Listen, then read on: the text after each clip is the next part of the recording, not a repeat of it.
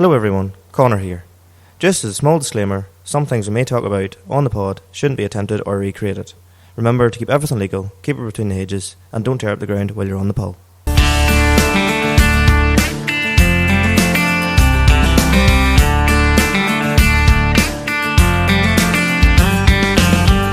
Hello everyone, you're listening to the Limited Slip Differences podcast, the podcast where we talk all things tractors, cars, and everything in between.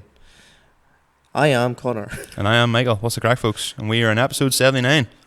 Good man, Michael. Conor is still trying to do this. It's the second week now of doing it without having to read off his phone. So, well done, Conor. Kudos. Thank you very much, Michael. My memory's got better. Oh, I'm good to see. Good to see. Conor, what is the crack?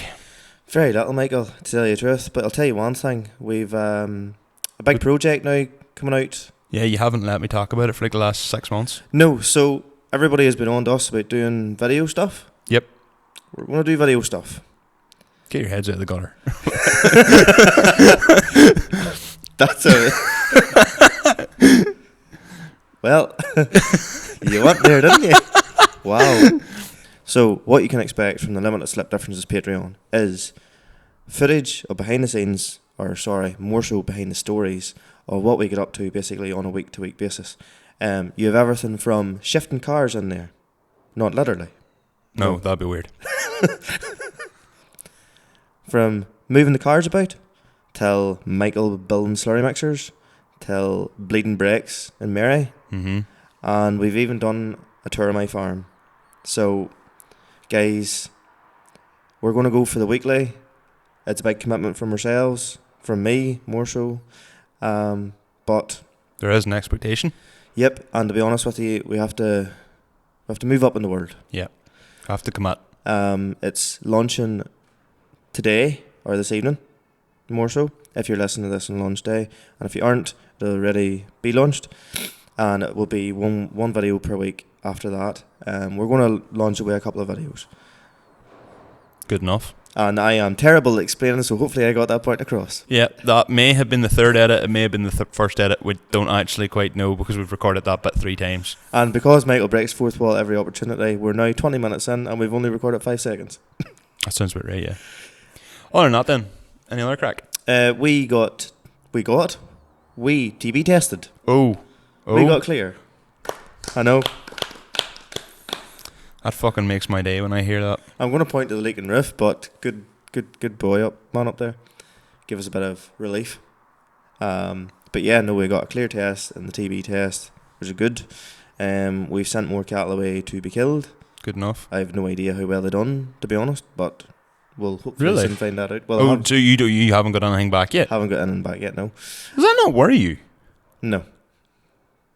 Oh, okay.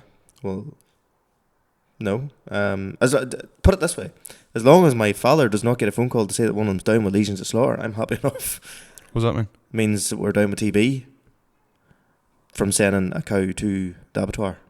If you know what I mean. So basically, there's farmers who will send cattle to the abattoir, and if the vets or whatever, whenever the carcasses are going through the various stages they go through, they might find some TB in the animal, and haven't found any TB in the ones for so far. So, I thought the whole thing was if you were closed, you could still sell. Yes, you could still go to the abattoir. Yes, but if you're open, you still have that chance. You could send an animal that hasn't reacted in the test. Oh, okay. To the abattoir, and it could go down in the abattoir.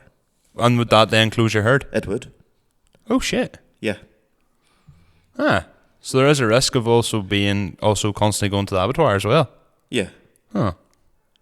You know, I should know this, but I don't. Ironically, I think there's a lot of there's farmers out there obviously would send a lot to the abattoir. We say sell to the abattoir, we really mean send to the abattoir. Send to the abattoir, and there's the possibility they could go down, with TB from. Oh, there's boys I know that's what they do. They're going to the abattoir and they haven't been clear as years. Yeah, but that thankfully that's actually the business model. Not with the TB, of course, but that's the business model I'd like to adopt because, as you said to me, it's the least risk. Pretty much. As long as the price when you're killing is not terrible, it is slowly coming back. For the price we had for earlier ones was better than what we've gotten for these ones, I think, even though we haven't got anything back yet. But but yeah, so they're still good compared to what I was getting her originally, like. The the tap got turned off for 2 days, and then the tap got turned on again. It's now nearly April, and we're still freezing in here. Yep. Although I do remember there was one night, I think it was episode 8, and we were recording, and I came in a t-shirt. Yes. And is that the one where you were fit to cut class? Oh, well, that's most nights. But like, we ended up having to go out to the field to sort something. Do you remember? About the water pipe. Yes. Do you not remember this? I do, yes. Because you're kind of saying that in the yes that you don't actually, but you're just going along with it just to. Maybe. And I remember us coming back in, sitting, and I was literally freezing, and it was like this. Aye. Fucking Baltic. Yeah, the weather, like, with the weather being so bad, so we have found that obviously I suppose this is like anybody would think that obviously that would be the case, but still, with us cutting silage early, because last year it was a good year regardless. I think everybody got good silage. Yeah, really. We're good now silage. We've tried to empty the pit, and where we're getting to now in the silo is essentially there's loads of different years, and we're not actually sure which year's where and all that crack. So we've been getting it obviously tested more often to try and keep the diet on top of the cows. But we've got the fertilizer out near enough all. Yeah, same. None sowed with a tractor at all. So Conor with a quad, has been doing it all, and then we got a bit of slurry out. But obviously we didn't want too much of between nitrogen and all, between slurry and the fertilizer being on the ground. You're spreading urea, aren't you? Yes, protected urea. Right, yes. Okay, yep. So the whole protected and normal urea. So if you didn't get enough rainfall, or you didn't get much rainfall the following day for the uptake urea to be, optimal, the protected urea, basically there's, in Goulding's form, I think it's nitroserd or nitros. Sounds something. like a Guinness, but okay. True.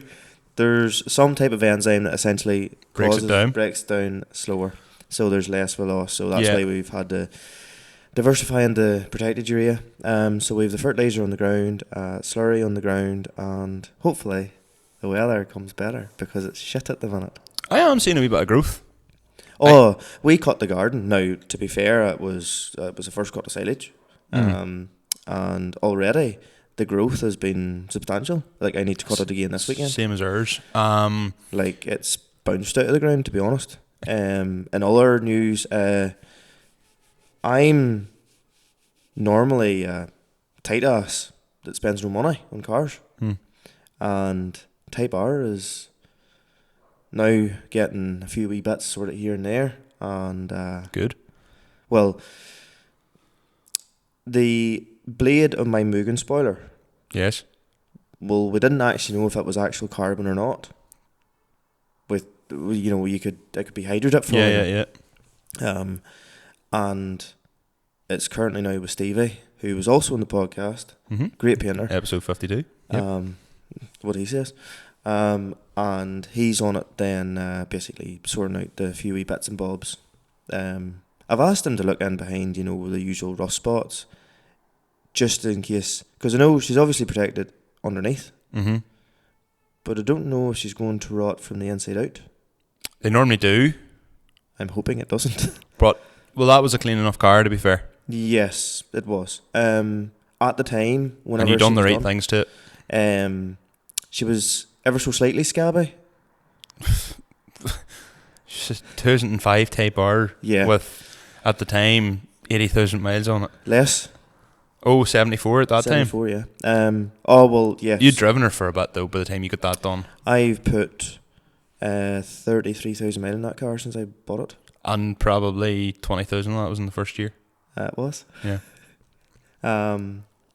But yeah, so it's the Type R's with Stevie there, getting a few bits and bobs sorted, and fingers crossed she'll be there for Dubshed in the outside. So every year I go to Dubshed since we started doing this, it's, where's Type R at?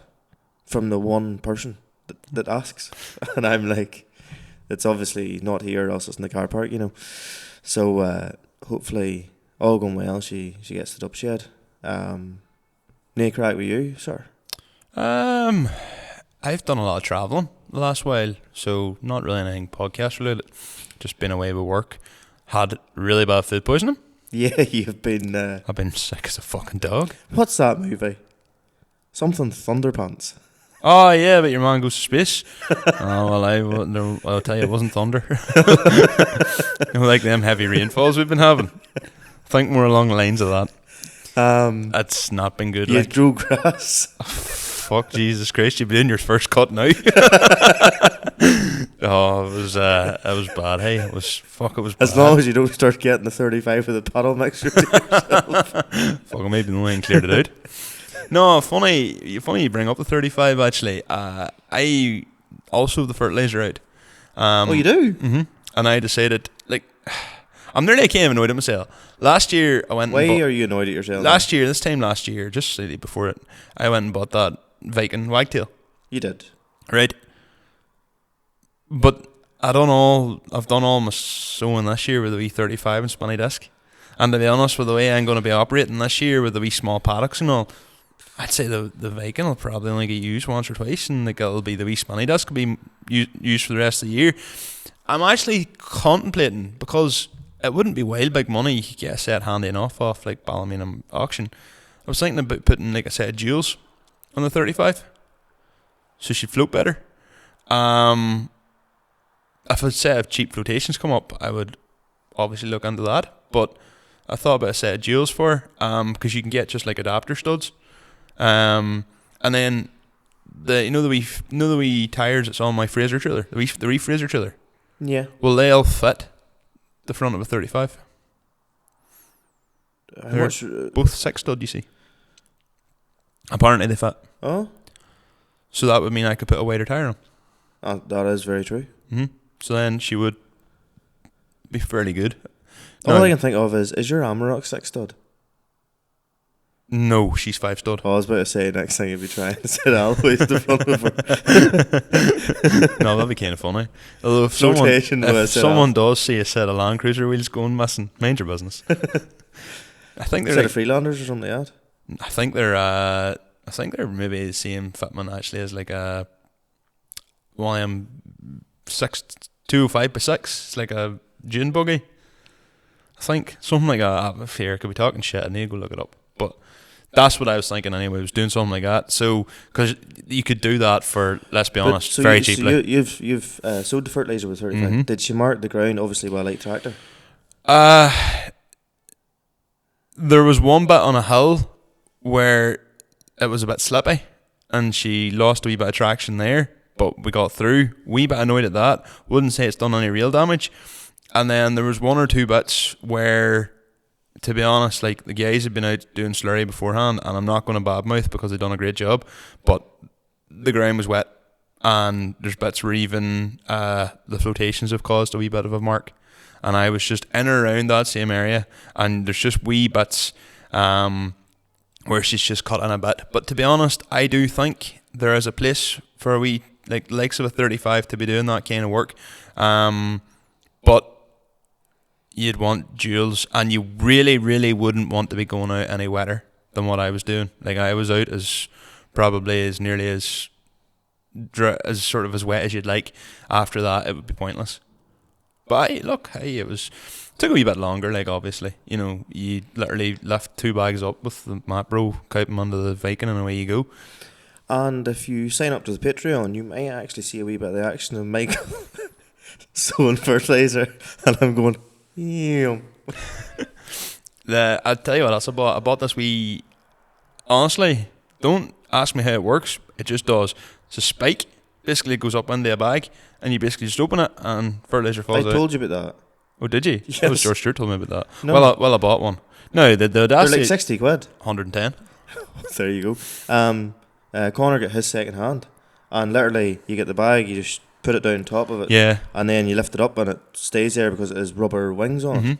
And like you can open and close as a valve. Great job. Oh, Great job. For your wee sower, she'll take 2 goes and it'll take a bag. I actually sat and calibrated my sower like a Sado. When I say calibrate my sower, I went and got buckets and like put it in till what I knew was 12 kilogram in each bucket, and coped it in until I got up to 200 kilograms, and then marked. So every 50 kilograms I marked it on the sower and Sharpie, and then went round and worked out my speed I used my speed as a constant, and then worked out my sowing, basically the opening for basically 100 weight to the acre and 50, or 200 weight to the acre and 100 weight to the acre.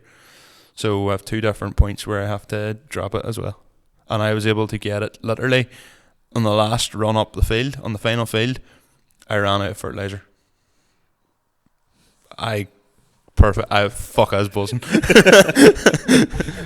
Now, had I made mistakes in other fields and had to go around other bits a bit more, yeah, of course. But, still technically done the right amount to the right amount, so I was pretty happy with that. You're like, who needs GPS? Well, Jesus. Wait do you see? There'll be boys who'll have adapted a 35 isobus shit. To be honest with you, I've heard of it been done. Sure, I think you can get Conor uses, if I'm thinking correctly, a tablet, and he has in the front of a quad a John Conor, Deere don't toolbox. give me ideas. I don't know. No, listen. So he has a John Deere toolbox that's bolted onto the front of the quad, obviously for his various tools. Yeah. And then he has a mount made off of the back of it to hold the tablet, and that's his GPS. That's a really good idea. And he said the tablet was quite a bit of money with probably the dome or whatever. Mm-hmm. But he said, you can fit the tablet into the tractor as well. Just take it off and put it onto the tractor, and then you have GPS. Mm-hmm. It was £1 or £2 with a but few zeros after it. But if Conor's getting good use out of that, oh well, yes. But and it's not like you're going to sow my ground and you're not entirely sure or whatever. But mm-hmm. And he has the fields all mapped out and all that now too, probably. I'm not entirely sure about that. Probably, yeah. But it means then that he obviously sets the spray width mm-hmm. or the spread width, and he's not overlapping or that mm-hmm. there, and he's sowing exactly what you ask him to. But funny, what he was saying was he's went to some farmers and it's been like, I want a bag to the acre on. And that's okay. So what, 50 kilos? Yep. And then it's like, I want 30 units on. And he's like, what the fuck is a unit to a kilo? So he's like, there's some places you go, it's a unit, I want a bag, I want so many kilos of nitrogen on.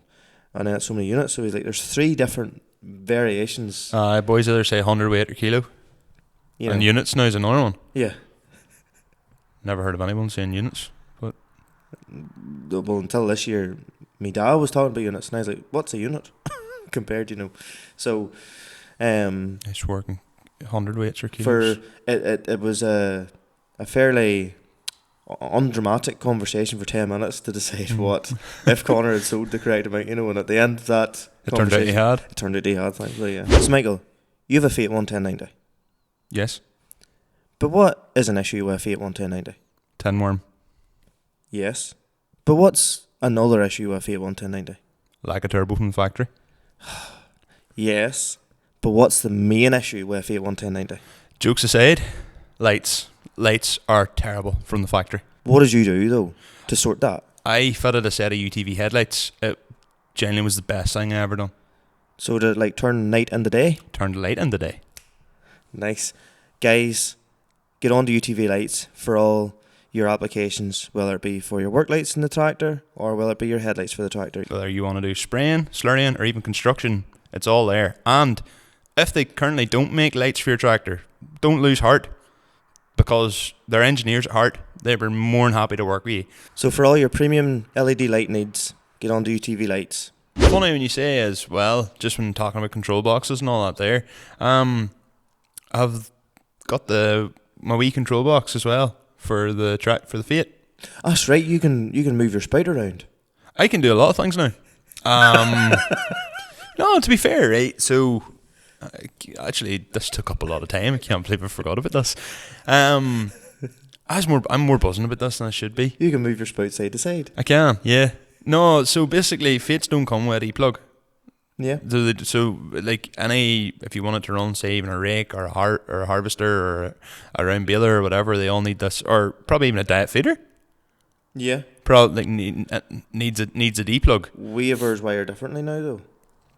Ours originally I think came in a box, but now we have, your light plug, the 9 or 12 pin. Yeah.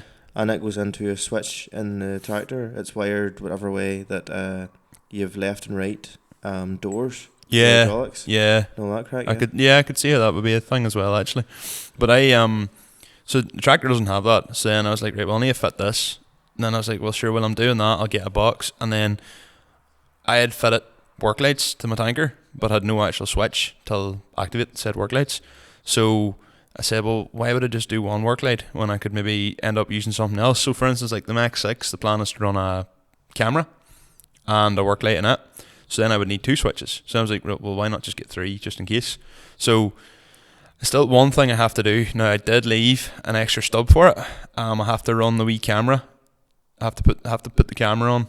But what I did was I ran everything else out. So my auxiliaries, I put them into a second 7-pin plug at the back of the tractor. Yeah. So now I have 2 7-pin plugs, one for mains and one for auxiliaries. Pulled everything back into the earth there.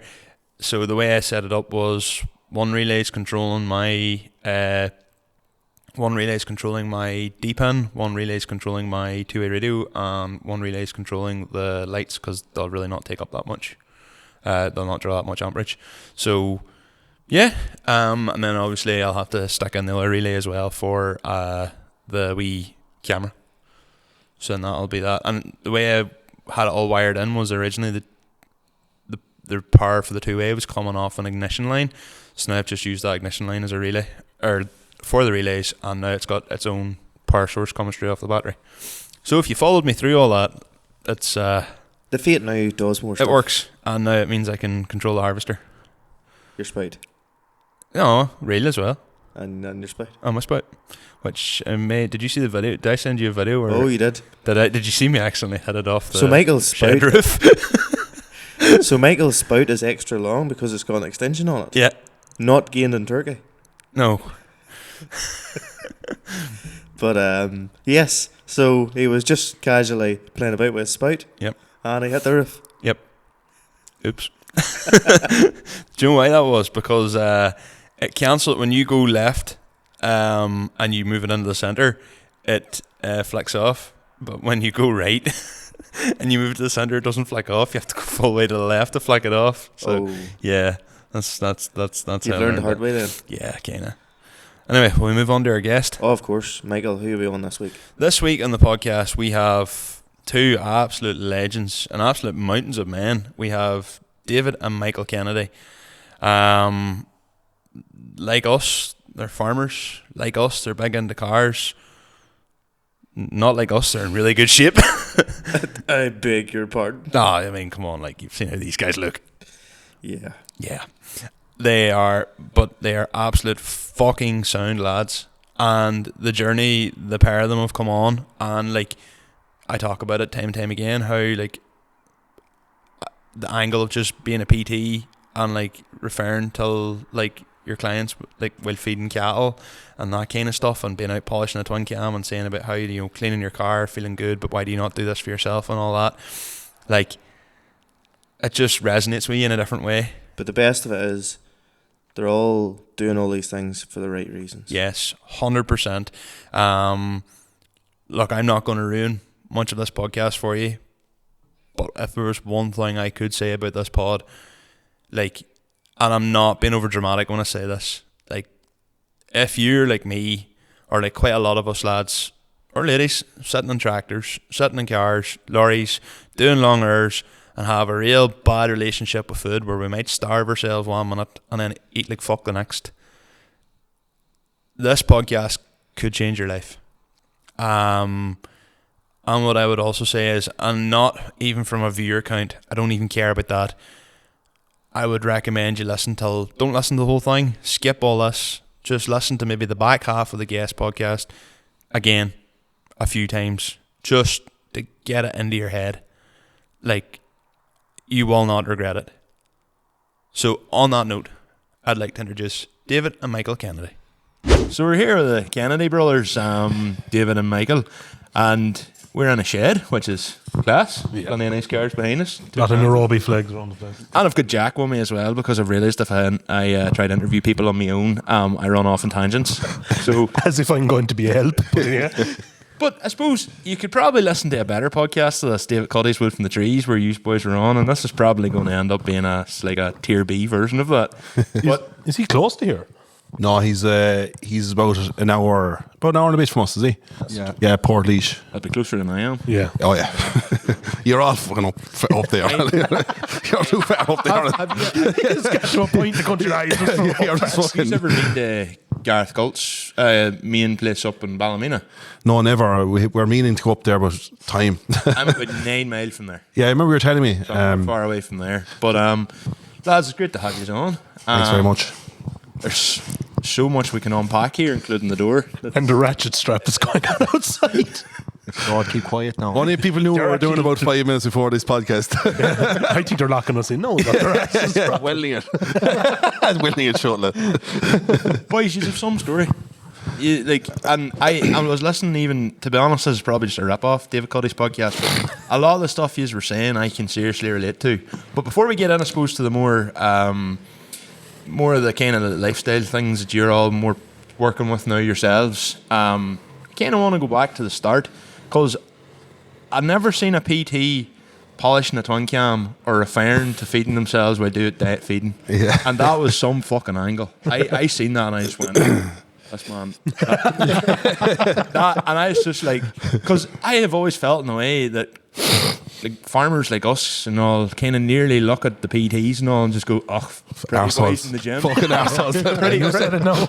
Pretty boys in the gym. Just them boys wouldn't be carrying milk across a yard, like. And then there's you, talking about how did you use, like, farming background? Where did it all start?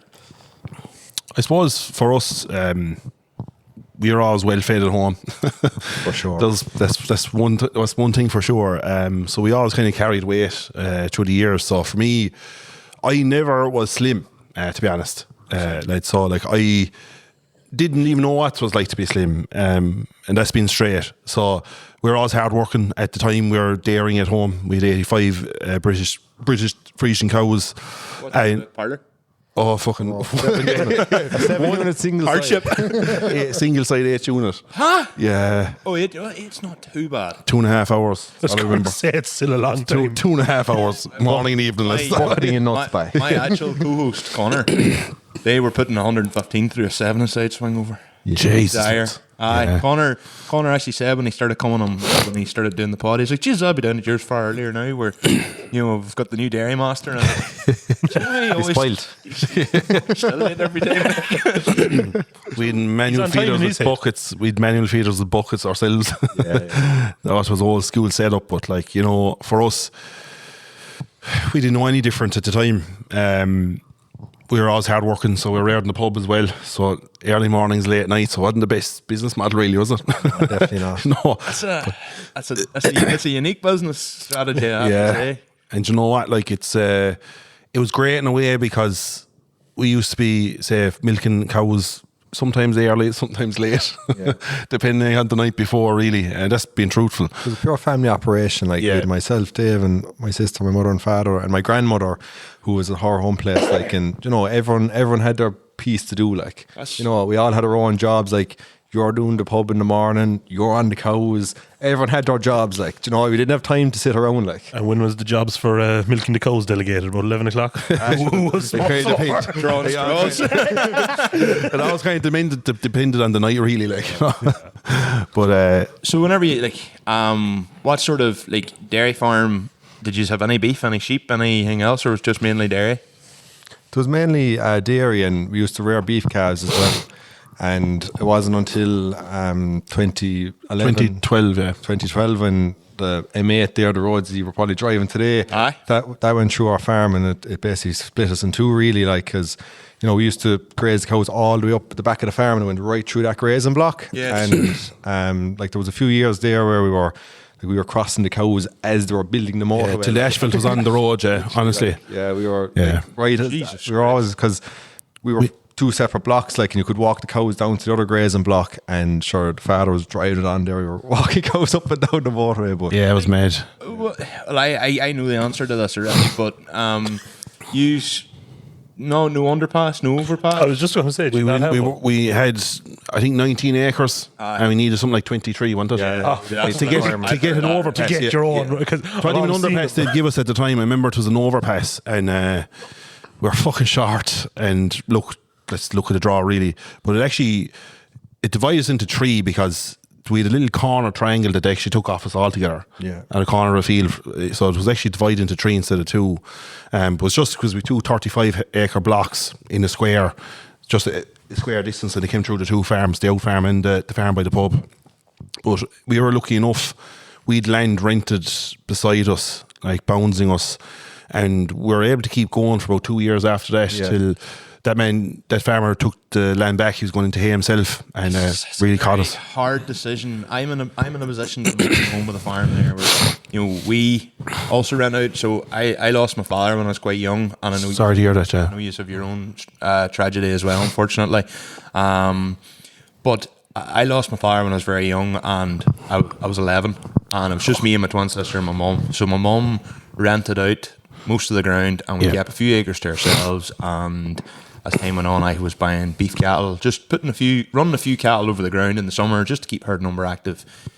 The way it is now is if I'm looking to take back ground, which I am slowly, you're messing with a man's livelihood. Yeah. Do you know, like, and we've 75 acres there as well, and I've about 15 of it to myself, and I would like to get back. But if I make a decision now to take back more ground, and the same, and I'm seeing that from your side here, it really probably completely puts you away, because obviously, and I think it's ridiculous that there was no exemption or nothing given for an overpass, because 19 acres is still sizable. I don't care that they say it's 23. 19 is still sizable. It's enough to fuck up someone's enterprise. 1000%. And look, when you're kind of running a smaller operation where you do need the acres, matters more. Yeah. But do you still have the land on the far side? Oh yeah. So we've sheep now for our sorrows. Well, it's mountain ground. I don't think we I can't say much before we sold before my father sold it, and we got sheep. And to be straight honest with you, that's the hard part, because we are reared with cows. Like we're reared with cows, so fucking sheep is. But are you having to ferry them back and forth all across the moor? Yeah, we run them on the road. Walk them, up the motorway. That's been legal. We throw them on the trail of the lorries off the wheels. You're the feckers causing the tailbacks. There's been a sheep on the There's been two sizable fellas running after us. I was going to say, there's been two rather big fellas chasing after sheep on the M8. Which wouldn't be weird if we were in Kerry, but well, actually, funny bringing the counties into, I know this is a tangent, which I will always do. I thought you were Cork, man. Yeah. I only found out last week that you're Tip, man. Yeah, we're right on the border of 3 counties. Because you come through Limerick lately as well. Yeah. like it nearly stopped us coming up. Well, it nearly stopped me coming up. I'll tell you better yet, when we done the run to Ahio, we literally drove by this. Oh yeah. Yeah. This is the R639, isn't it? Yeah. Yeah, so we were on this road. Yeah. Like, I remember that time, Nick, didn't we? We remember when you were passing down, it was like, geez, will you be passing the pub, or are they going down the motorway? The tractors, like. No, our tractors didn't go fast enough. Yeah, I was thinking. 110-90 wouldn't really do the 35 mile an hour. I think you need to get. Well, speaking of tractors, and what did you have in your farm? Fine 612 LSA. Ooh, very fancy. Still, We know where the motorway money went. she was there before the motorway. She was well there before the motorway. That's one thing. Fine 612 LSA. Just the one tractor? No, and we had a Zeta 8111. Oh, no, you're talking. Yeah, serious York, yeah. and a Ford 5000. And a 5000. No, that's the right one. She was a shame. Basically millionaires. Still have 5,000 out of curiosity. No. Big mistake. Fucking the father regrets every day. You still lose the sleep over then. Well, then, whenever you were doing the videos of, like, doing the diet feeding and all that there, I thought maybe that was your farm, but that's just... No, so we mix it, to be honest. We've been travelling. Any of the bigger gear has been abroad. Yeah. Okay. Yeah. Any of the bigger gear has been abroad. Any of the stuff like with Sean or contracting is we passed his house there on the way up. Pat O'Connor, like I've done all his time contracting from a young age with them from 16 years old, sorry. 6. Yeah. Well, speaking of the farming, and this is something I didn't know until earlier as well. Did your father do a stint in Saudi Arabia? Yeah, he did. Yeah. Right. How did that come about? Doing what? Sean, I'm sorry, he's way more research than I am. trying to produce milk fucking in the desert. Was that on one of them big super farms? Yeah, Anne Marie would have been the company there. So Aye. yeah. So that's where Sean, our buddy, would have been as well. I went to school there for 2 years in Saudi Arabia, believe it or not. My father worked there from 1990 to 000 for 10 years. And myself, Sarah, and Mike was only a fucking top. When I was born, he came home. I'd say No, you're out there. I was out there for only a year. I remember we left him out in the sun out there. I never forget, he was a baby lad. We left him out in the sun out there. And we thought he got burnt lad. We thought he was going to die. With the hair as well. I never forget it. That's why I know he was there. Should be the colour of the advert. But he done stint for 10 years there. All TMR based feeding, and a set up in a dairy farm. But it was great experience for us because it sure kind of opened our horizons as well. But like that was even back like in a time whenever the Emirates and all those places wouldn't have even been somewhere people would have travelled to. No, like it was literally sand, oil fields, and a big massive. Yeah, it was a cool experience because it like my mother, Lord mercy on her soul, went out there, and my grandmother, Lord mercy on her soul, they had to cover up. They had to wear the black. I was going to say it was probably still around that kind of time. Yeah, and they had to like sneak sausages over. And they did have a few battles with the locals over there. They'd be like, they were strict. You'd get given out if you didn't cover up. Like, yeah. And did you kind of live in a kind of a compound? Yeah, compound. Yeah, I was going to say one of my buddies lived over there, and he had to live in a compound as well. And the compound was lovely, and they had a bungalow then out in the farm as well. So we actually mixed within two. Like the first tractor I ever driven was over there. It was a 2140 John Deere with a fucking Perspex roof on it. Oh, jeez. So 2 bars and a Perspex roof. And then when you got to drive it, they had at that time. They had like 3350s, 3650s, 4755s, big machines, like very wrong cool. colour, but yeah. I always have a soft spot probably from that, to be honest. But it was a cool experience. But he worked out in overseas a couple of years later then as well.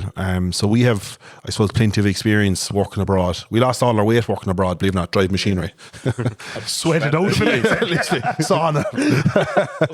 I'll bypass that bit now because that's something we'll obviously we'll delve into that. Of course, yeah. But like, how did your dad even how did that even come about? I remember. You want to go? Yeah. it was actually originally in Saudi, that was a Northern Ireland. A lot of people from Northern Ireland were actually working over at the time, and there was a big recruitment drive from Ireland in, and there was even men local to where we're from that went over with the father at the time, and there was like a lot of men that were there since even the 80s right up till now, like. So it was a huge opportunity, and the father finished a farm apprenticeship scheme, and like he worked on different farms. He actually worked in Billy Coleman's farm, the famous rally driver, for years. Yeah. Like he would have been in when Billy Coleman was at his prime. Like he was going with him, doing the beat, off rallying, then testing cars in the evening, like all that jazz. And the father just loved the whole idea of just like Billy Coleman was a big farmer. He had a big scale. I think Billy Coleman scared the father in the car, to be honest, because anytime he goes into the pasture, he's like, Jesus, like fuck it. Yeah. He can't drive that at all. He used to Billy Coleman used to give Dad a bag. When they were testing. I swear to God. So hilarious. What sort of jobs would you have as cubs then been doing, like in Saudi? Would you feeding just mainly? Or feeding, driving swatters, cutting alfalfa. So like self-propelled swatters. Aye, that's literally it's just more on wheels. That literally, like you see that in America as well. Yeah, maize. Just cut off a lot of maize over there as well. Maize is huge.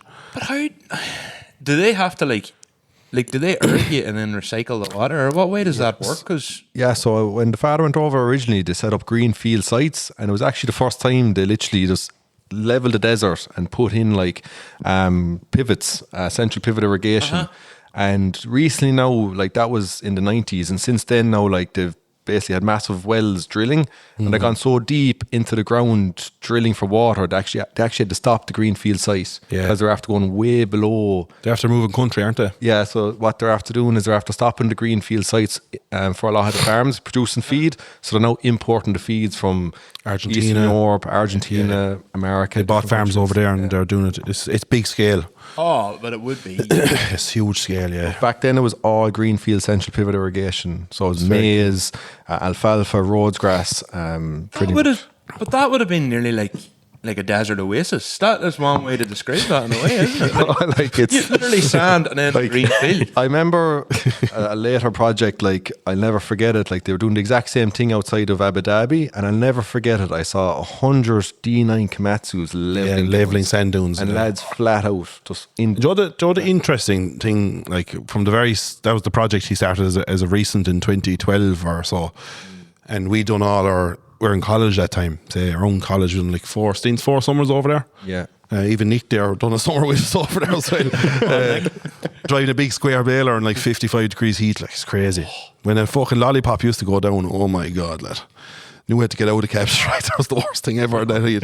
Yeah. But it was just unreal to see how like the organic matter from every time the ground was cultivated, like how it was actually starting becoming a soil from a sand, like it's nuts. Yeah. Well, I never even thought of that. It was like nuts. They bring in a lot of like local farms, like any livestock farm, or there's dairy farm, camel farm, sheep farm, just buying in as much manure as they could, spreading it, and mixing it in with the soil just to make a decent quality soil. And over the years, like from the seasons we've been there, the change in the ground, because it used to be literally so soft.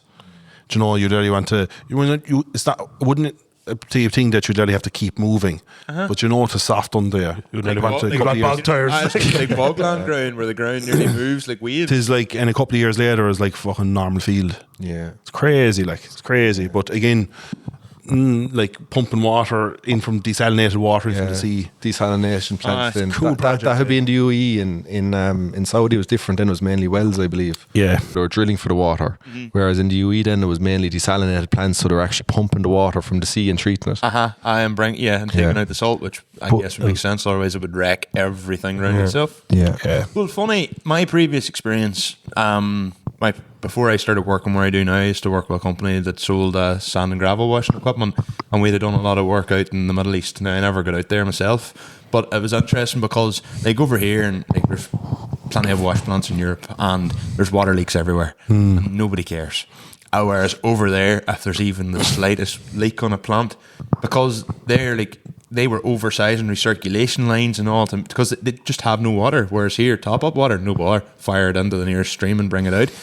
But it was interesting because then there was one guy, one of the commissioning engineers was telling me on site, because fuel's so cheap over there. Yeah. Like one of the guys, he was driving like a Nissan Patrol probably, and it was leaking, and he was going through a tank a day of fuel, and he was just like, it's probably like 16 euros or 13 euros. We used to fill the big Amazon Land Cruisers there. What was it? 25 euros? 25 or 30 euros. So. Yeah, and they're all. And that was when it was after going up, they're giving out about it. So it cost me 20 quid to come off the road today. Oh, at least. When I was in Texas, they were giving off about the price of fuel. This was just after Trump had left and Biden was on, and they were all like, "Oh yeah, we were getting our fuel. Like our fuel is now $3." And it's like a gallon. A gallon. Yeah. And this was during like the time, I don't know if you had it down here, but basically at like the start of 2022 when the Ukraine war came out, our fuel prices just went, it's crazy. disgusting. €2 a litre. Anyway, didn't and the next thing then, and they were like, yo, like what would it be for a gallon with you guys at home? And I was like, $13. And then they just looked at me and I went, yeah, shut up. Yeah. Stop complaining.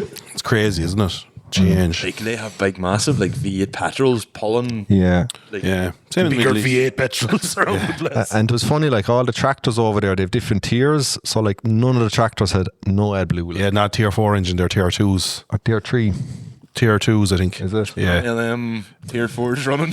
Tier 2 tier 2. Might have to edit that bit out. Yeah, it was always, but that's the way I used to always run. And they were fine. More reliable. Oh yeah, 1000%. 1000%. Did all Pumas over there at the time, 210s. Oh, deadly. Yeah, all case, and they're good tractors. Like, Yeah. very good tractors. Just try and keep them cool. Yeah. Especially on the moors, the 2 butterflies, and Jesus. Oh, I but sure in 55 degrees ambient. I'm sure. My You God. need to have a reverse fan because when you be mowing, Nick just probably tell you, like even the front of the grill like will be just covered in dust. Like, like Yeah. they'll have it- reverse Yeah, fans it's like blow it's that like a Rhodes grass, so it's an aggressive type grass where it grows in over 30 degrees heat, and there's real stemmy stuff on it. It was like that. It was so high. Stemmy stuff would have good feeding value. Jesus, I don't know. It's- looking at it compared Because to all home, they have, I like- suppose. I suppose beggars can't be choosers. Yeah. But No, I'd say, like, to be fair, I'd say the quality would have been top notch, to be honest. Yeah. Because everything they made was to suit for the TMR. It was to suit perfectly. See, a lot of in that farm in the UAE, a lot of the alfalfa and the Rhodes grass, the government actually subsidised the local farmers with feed. Yeah. So a lot of the bales, they were actually being sent off to different farms and they were getting it from the government. They were getting paid for it. So there's sheds there and you see them full to the neck with bales and they're all for local farmers. Yeah.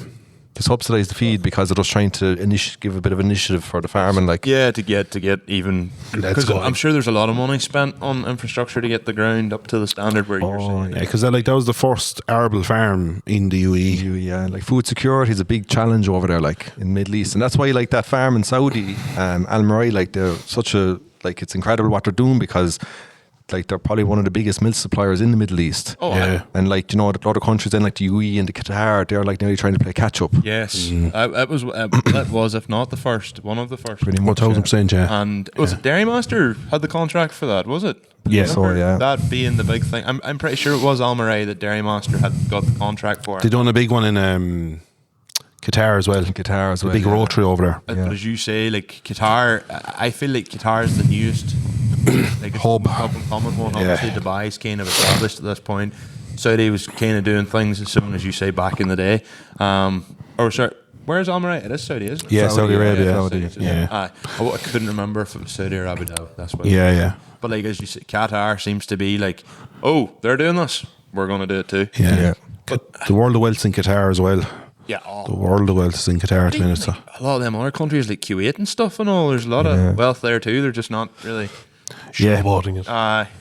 But Even Saudi now, they're trying to make it more desirable. Westernized. Yeah, more desirable now for people to go over yeah, well, that would always in the cities and stuff. It Yeah. was kind of one of the people always said, "Oh yeah, you could go to Dubai, you'll get away with this in Dubai, blah blah blah. You'll not get away with that in Saudi." Yeah. But I think they've probably seen how much money likes of Dubai and even Doha now is making off Westerners coming over. Yeah.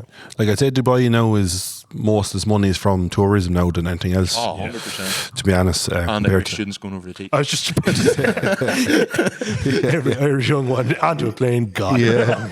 A lot of that, a lot of ones I know. A lot of those PTs usually go over there as well, don't they? Yeah. 11.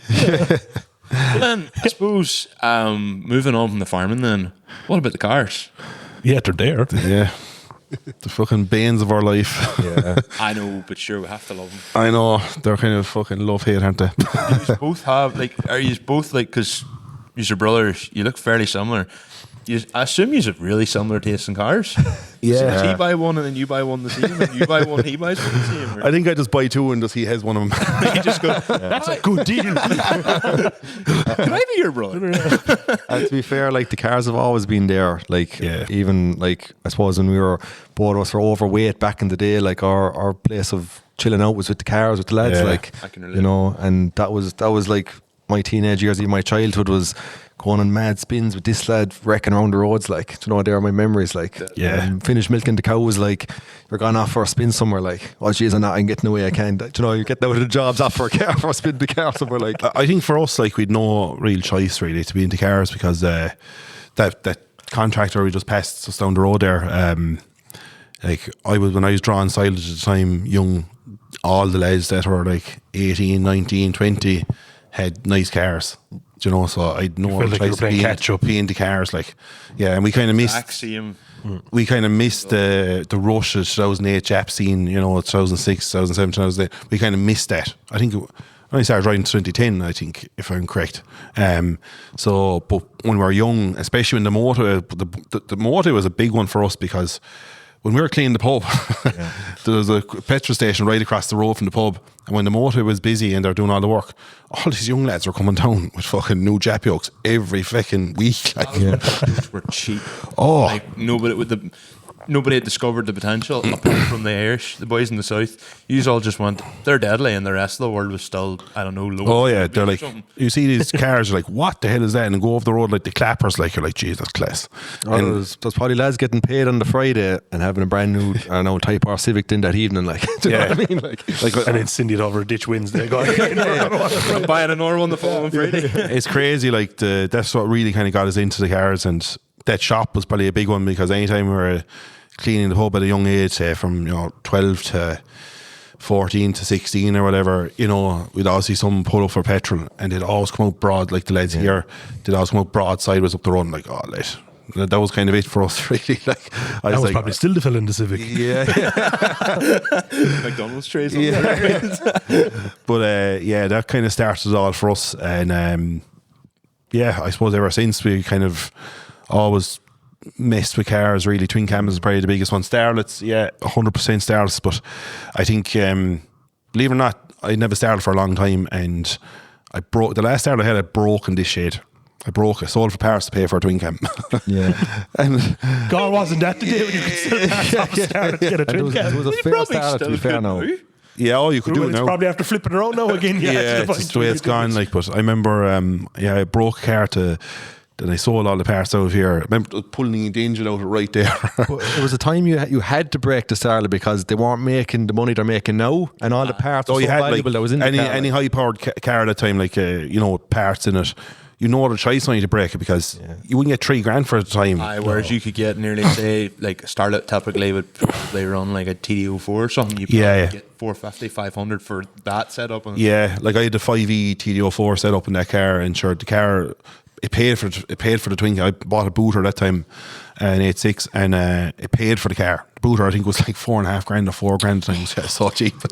Well, I think back now it's not that long ago, but then again it's like fucking how the times have changed. Like Ridiculous. it's 2011, ridiculous. I'd say. Yeah, it was a long time ago, but I remember hearing one of the lads buying one as a mechano set, for lack of better words, for $5,000, and everyone thought he was mad. Yeah. Pristine, no one worth. Yeah, it's probably crazy. 3 or 4 times what he paid for it now anyway. crazy how things have changed. twin cams, and then up, or I don't know if it's such a big thing here, but the big was up north is the Sierras.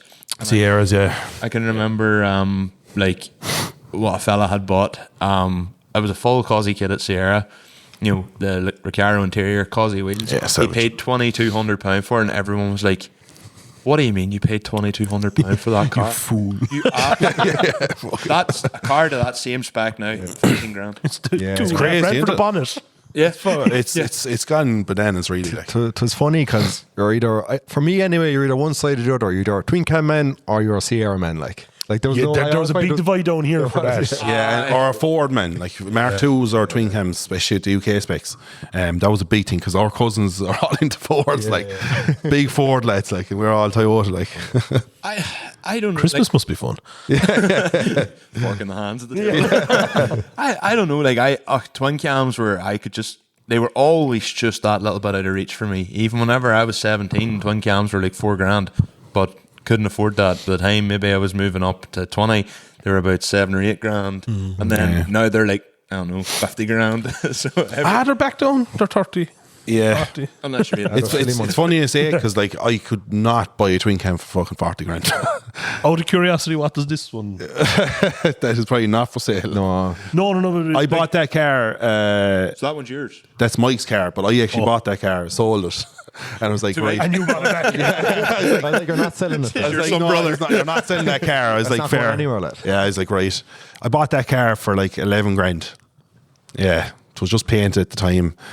It's Jack Dunn UK, nice car, really. And I look at the thing when I She's just got blue glass. she's the blue. Oh yeah, she's UK rage. Yeah. yeah. But she's I was like, fuck it. See, my mother and father got married in a black twin cam.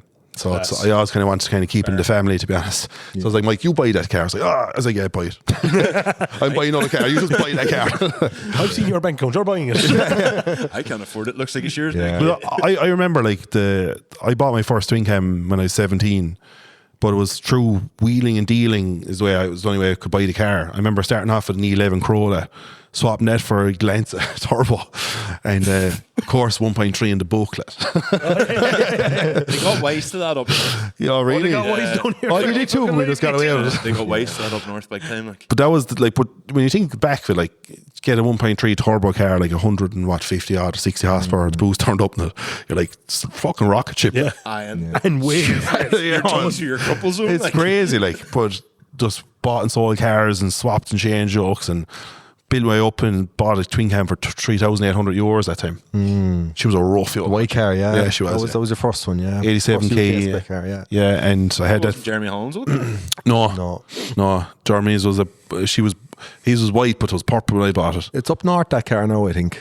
Which car? That white car. Oh yeah, it is DOR, is it? I can't remember the reg. Or GOR, is it? GOR, yeah, I think it's, Yeah. I can't remember the reg. Led just went up north, yeah. Yeah. Oh, it's probably restored at this stage. But it was a great car. It was actually a lovely car. But I started the love from anyway. yeah, I sold that car and I was breaking the Glens at the time, and I bought the booter, and then I had a few pounds because I sold the other twin cam, and then I bought a twin cam off Stephen Cummins, SC Auto Parts, if you know him. You'd always see the car by the wall, the famous wall. You know the wall if you see a car. But I had that car for 10 years then, maybe 11 years, and raffled it in 2020. The biggest mistake ever. Because I bought that car for 6,500. I thought it was it was the price at the time, do you know? And I painted the car twice over the space of 10 years. Got painted twice. The other things. UK thing. Fucking twin cam things that fuck. I remember after getting painted, and this is, everyone could probably relate to this. I came into the shed, and I always used to get a fucking quiver up my spine coming into the shed after the winter, because in case something's after fucking coming out through it or something. And there was a fucking blister after coming out through the boot door, and I was like, fuck's sake. I was like, it's cunt of a yoke. I was like, and you know, if you had a bad yoke there left outside, it wouldn't rust at all. It's always the same. It's like the good one. It's the good ones. It's the fucking good one in the shed that just fucking break your heart. Or it went into the shed driving, and somehow you go to start it, and it's bust every single component. Yeah. In fairness, rod sitting doing nothing. in fairness, that car never ever gave me an ounce of bother. No, ever. okay. Like, it always started. It never let me down. In fairness to it, but I just remember coming in around 2020, and I see the car and the boot door, so I was a blister. And I was like, fuck's sake. I was like, right, that's it. Ended up fucking getting like 24,000 for the car, and I thought it was London for the car at the time.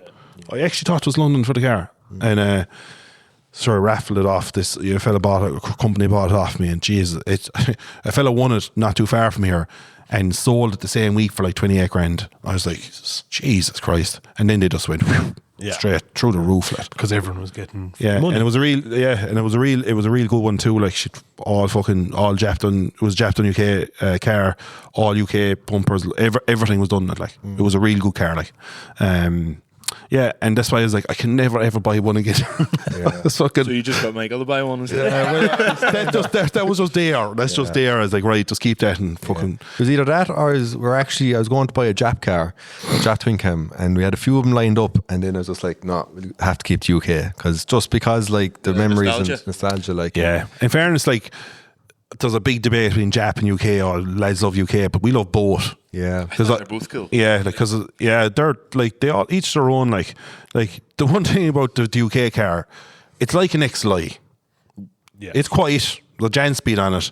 You can actually go on it for a spin it if the car's set up right. Drive it into the You can country. actually drive it enjoy and it, like. enjoy it, and you'll always come up to a filling station. Some old lad said, Jesus, I had that for one of them now when I'm fucking 18, lad. They're a great joke, and it just makes your day. Like. Aye. Adam, Yes. you like cleaning cars? I do, yes. Anything but yours. Yeah, that's fair. But if you were cleaning, what would you use? Well, a bit of JTech good. Oh, lad. How would you do it? How would you go about doing it? Well, we start off with a bit of citrus pre-wash.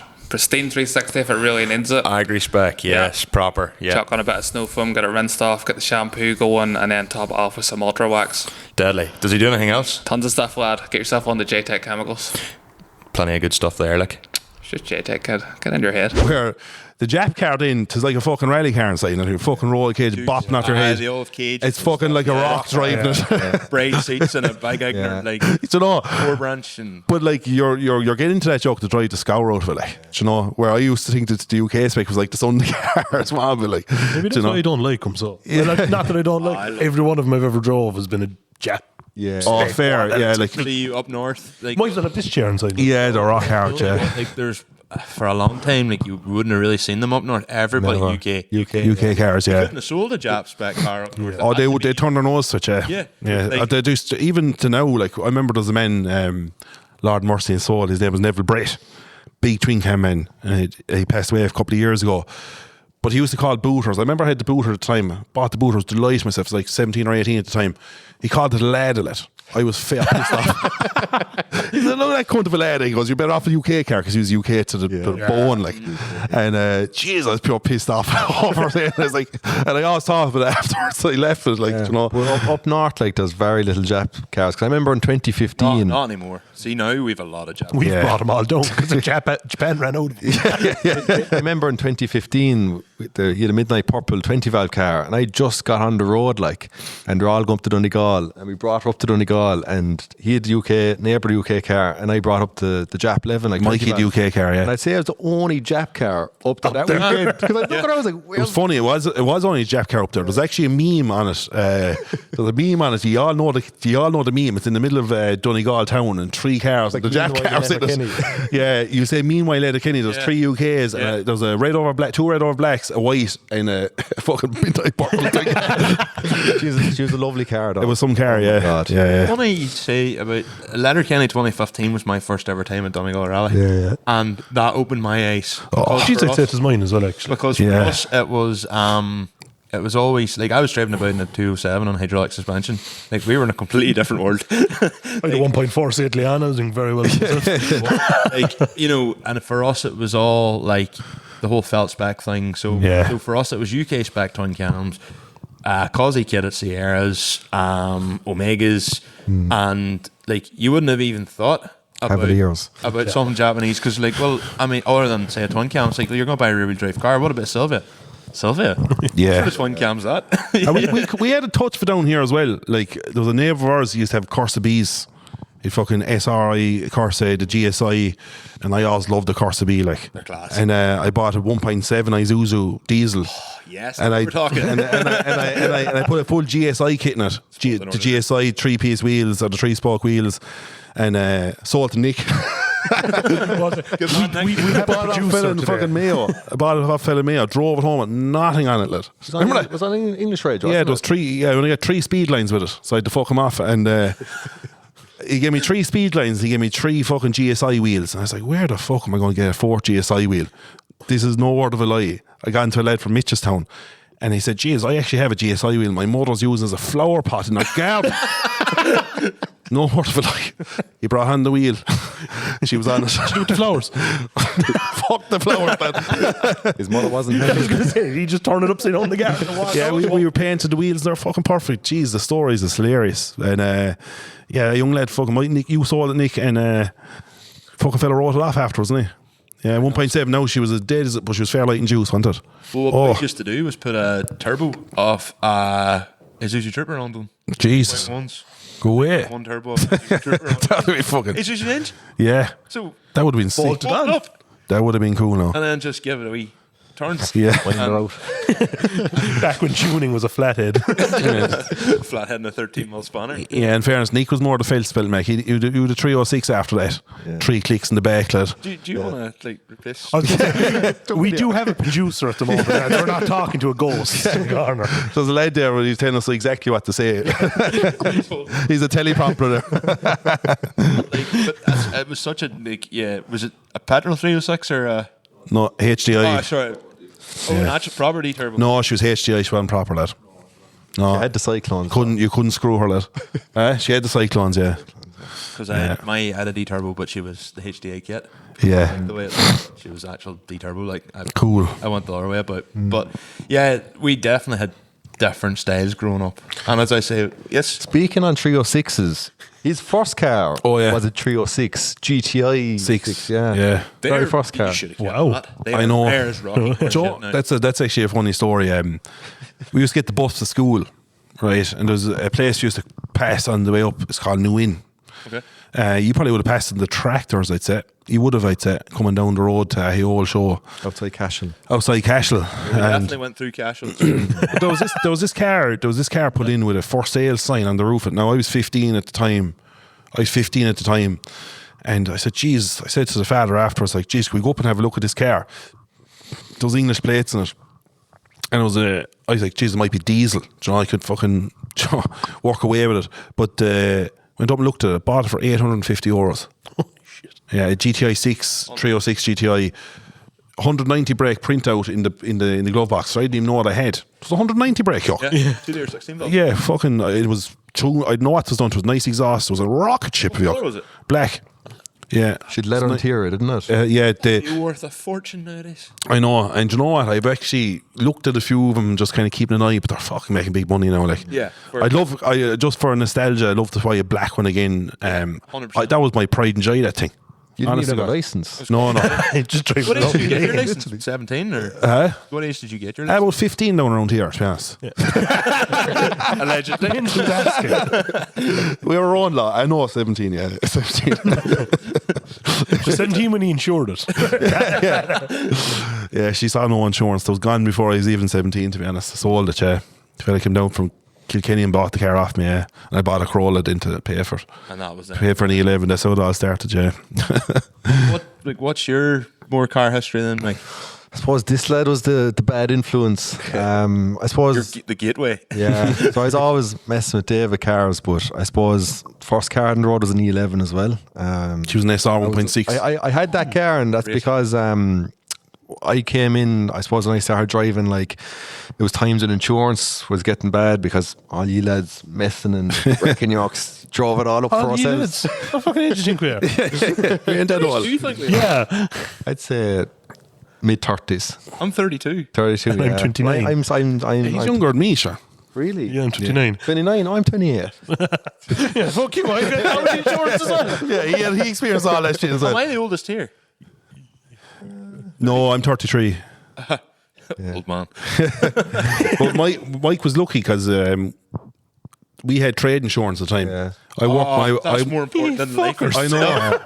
I only got that last year. I worked my way up to get trade insurance, and we're able to get you on. Yeah, I got the trade Now, how the insurance. fuck we got him on? You done well. And then And that's how he was trying and to that's why I drive was the lucky. I was able to, like, I remember I had an E11. We had an E30 there for a while. 325, yeah. She was 325. She was actually 316 in the book. 306 in the book. She was Yeah. a genuine 325. Allegedly. But I don't think that stuff matters when you're on train. I suppose one of the favourite cars I had that I really loved, that I'd love to get again, was actually an EP3 Type R. Remember I was driving that to school and led an absolute rocket An ship. EP3 Type R. Yeah, I actually bought that car for 2,200. I remember I was milking cows and I was showing Dave this car, and Dave was like, "Geez, I'll go down and have a look at it for you." And I was like, grand, go down. And I sent him off with the money and came back with her. Got her good. And she was actually, it was a lovely car, wasn't it? They Yeah. are class. They are They a are. cool And machine. she was actually, like, she wasn't bad for rust or nothing. And No, it was a very good car. such a car you just hop in and enjoy, like. Yeah. Like, all I did was put on exhaust pipe and an old skunk exhaust. Was it a Skunk real one? induction kit. It did. And I had the EP3 for a while, and after that then I wanted to get a yoke from Essen, because around here, like, there was a craze for years for E36 328Is and just wrecking yeah. We had roads. that up north too. Like, we that's my side. all day. Big beamers, big E36. A normal Friday night was like 5 328Is outside, like, with hydros fucking ready to go, like, literally ready to go. So I got myself a 328 then. I still have the car, an E36 above in the shed. Yeah. Yeah. She was actually 1.6 in the book as well. We're going to talk about this after because Small case LSD in her, like, she's a beauty. She's a lovely car. I still have it, and I was driving that then. Avos Blue. Avos Blue, yeah. Ah, yeah. Yeah. Original Irish car, 4-door, sunroof, M-Tech. Cool car. Yeah. Very cool. One of the cars that really actually got me into cars or into the whole was a neighbour of mine, a fella Seamus Cassidy, who Twin cam man, is he? yes, Yeah. has a few things. Was allegedly a bit of a mad cunt back in the day. Yeah. Allegedly may or may not have had a 3.2 full M3 Yeah. engine in it, and this was back in like 2001. So like it was a fairly fresh setup. And I allegedly remember like cars waiting. I live at a double crossroads, Beggar Crossroads, junction here, and I used to just sit and watch him. No wonder you're fucked with cars. Like literally, and I remember like being as like 6 years old, standing outside a Saturday night, twin cam, definite this one, twin cam, Unreal. Yeah. and it was just like, Yeah. I didn't have a choice. Like, Same as us with the shop, like, You they used to just- fishtail up the straight road and like, oh my Same as God. us. Like you'd be sitting there, be a rainy day, and the next thing you'd be sitting playing the PlayStation, you'd just hear bum bum bum bum bum bum bum bum. And it was just some man just coming around this crossroad sideways, like, and I was just like, I hope that to be me. It was kind of funny because, like, I remember when I was younger, it was cars, going to Killarney with Dave, going to different rallies, and then in school, like, there was a very small amount of lads into cars, like. Same. And I you know, like, I used to have, like, lads in school all sound out with, like, no interest in cars, and I'd come home and then all my neighbours then just stone mad in with cars, like. It was, yeah. It was just, I suppose, just the area where we grew up, like, it was just like that, like, there was. Country, like. Did you have the same thing like that I had as well, where lads were delighted to have a nice car, but that was as far as it stopped? Their next car was like a 320D. I know a lot of lads in my school had nice cars for the first ones, and they just like tapered out of it, but they nearly hit 20. A lot of lads, like, how will I say it, and that's the difference how the culture's changed now, is like, we won't condone any actually stereotypes. Oh, you can. It's great fun. I think we may GA have done lads, We did- GA we did lads this- used to be buying a nice car thinking they were into Mark cars. 5 silver golf. Do you know, and weren't into cars at all, like, you know. Yeah. I don't mean that in a bad way, no offence to anyone. It's But, just I the think way- they accept it. but like, do you know, it was always kind of like that, because cars were, the affordability of cars that time, you're well able to actually buy a car, or even like if you wanted to buy 11 that time, or a Glanza, like, they were fucking $2,000, like. Yeah. They were cheap, like, so you could dip your toe into it, and you might hate it, you might love it, like. Where now, you're either into cars or you're not, like. That's it, like. Do you know? Stage is basically just a lifestyle. You have to accept that you're either going to have no money, but maybe a bit of fun, or you just cannot take that pill and not go down that rabbit hole. Yeah. Invest your money playing stocks or houses or something like. But to be fair, like any cars, like the volume is going up. Like I'm delighted to still have a twin cam, because I know for a You've fact, done like, it wisely. You have your house there. We kind of kept Bastardized our stuff. Yeah. we kept the twin cams, like. I never sold the twin cams. I only sold the UK car, but I've Germany's car still. So I've his car still there. Seen a video of him at Retrostock a few years ago. With the white car, yeah. Yeah, you might not nearly have had that car watching that video. Nearly puts her to the wall. Yeah, I remember seeing it. Yeah, I remember seeing it. He sold it to a lad, and your man painted midnight purple, and I bought it off him. Yes. Yeah, I paid $250 for that car with a 20 valve black top in it. 20 valve as well. Yeah, there's a black top, 20 valve in it. Yeah, fair cheap car. That's Very cheap. wasn't That's that- the engine. Oh, it's 16 valve. Yeah. yeah. That's You the couldn't thing. bastardize that with a No. 20 valve. That's the thing with the UK, is like you can't can't. do nothing with them. No. Do you know, Yes. like you have to have everything like standard. Like that's why I'd love to get a Jap car eventually and Jeez, just big I 20 love valve that on it. sound. Because, like, to be fair, you have the wrong colour screw in the indicator. Yeah. Oh, that's the way it is. Like. Yeah, Honestly, it is. And that's what tormented me a bit, because, like, I suppose for me it's either going to be fucking perfect or not. Yeah. And the worst thing about the UK cars, they have to be pristine. Like, Or even it's if the fucking moulding is off, it'd piss you off. Yeah. Or Or if, every fella's going Someone's to moan gonna about it. change Facebook group, like. if the two-tone is off, like, it could wreck your head. So this day, like, it's OTT. I've seen some fellas out with the measuring tape, it's measuring the two-tone down. It's 10 mil from the arch. It's not even the line on the arch, it's 10 mil down. Yeah, it's crazy, like, but it's you know what though, you know, that being said, there's such a cult following for them, and there's such a good, nice crowd that are into cars as well. They're all like, especially all cars, like, you know, people are genuine, like, and there's a really nice community there, and that's why we like doing videos and stuff, because we like helping like-minded people, like. Yeah, and this actually leads me on really nicely to where I wanted to get the conversation. So thank you for reading my mind.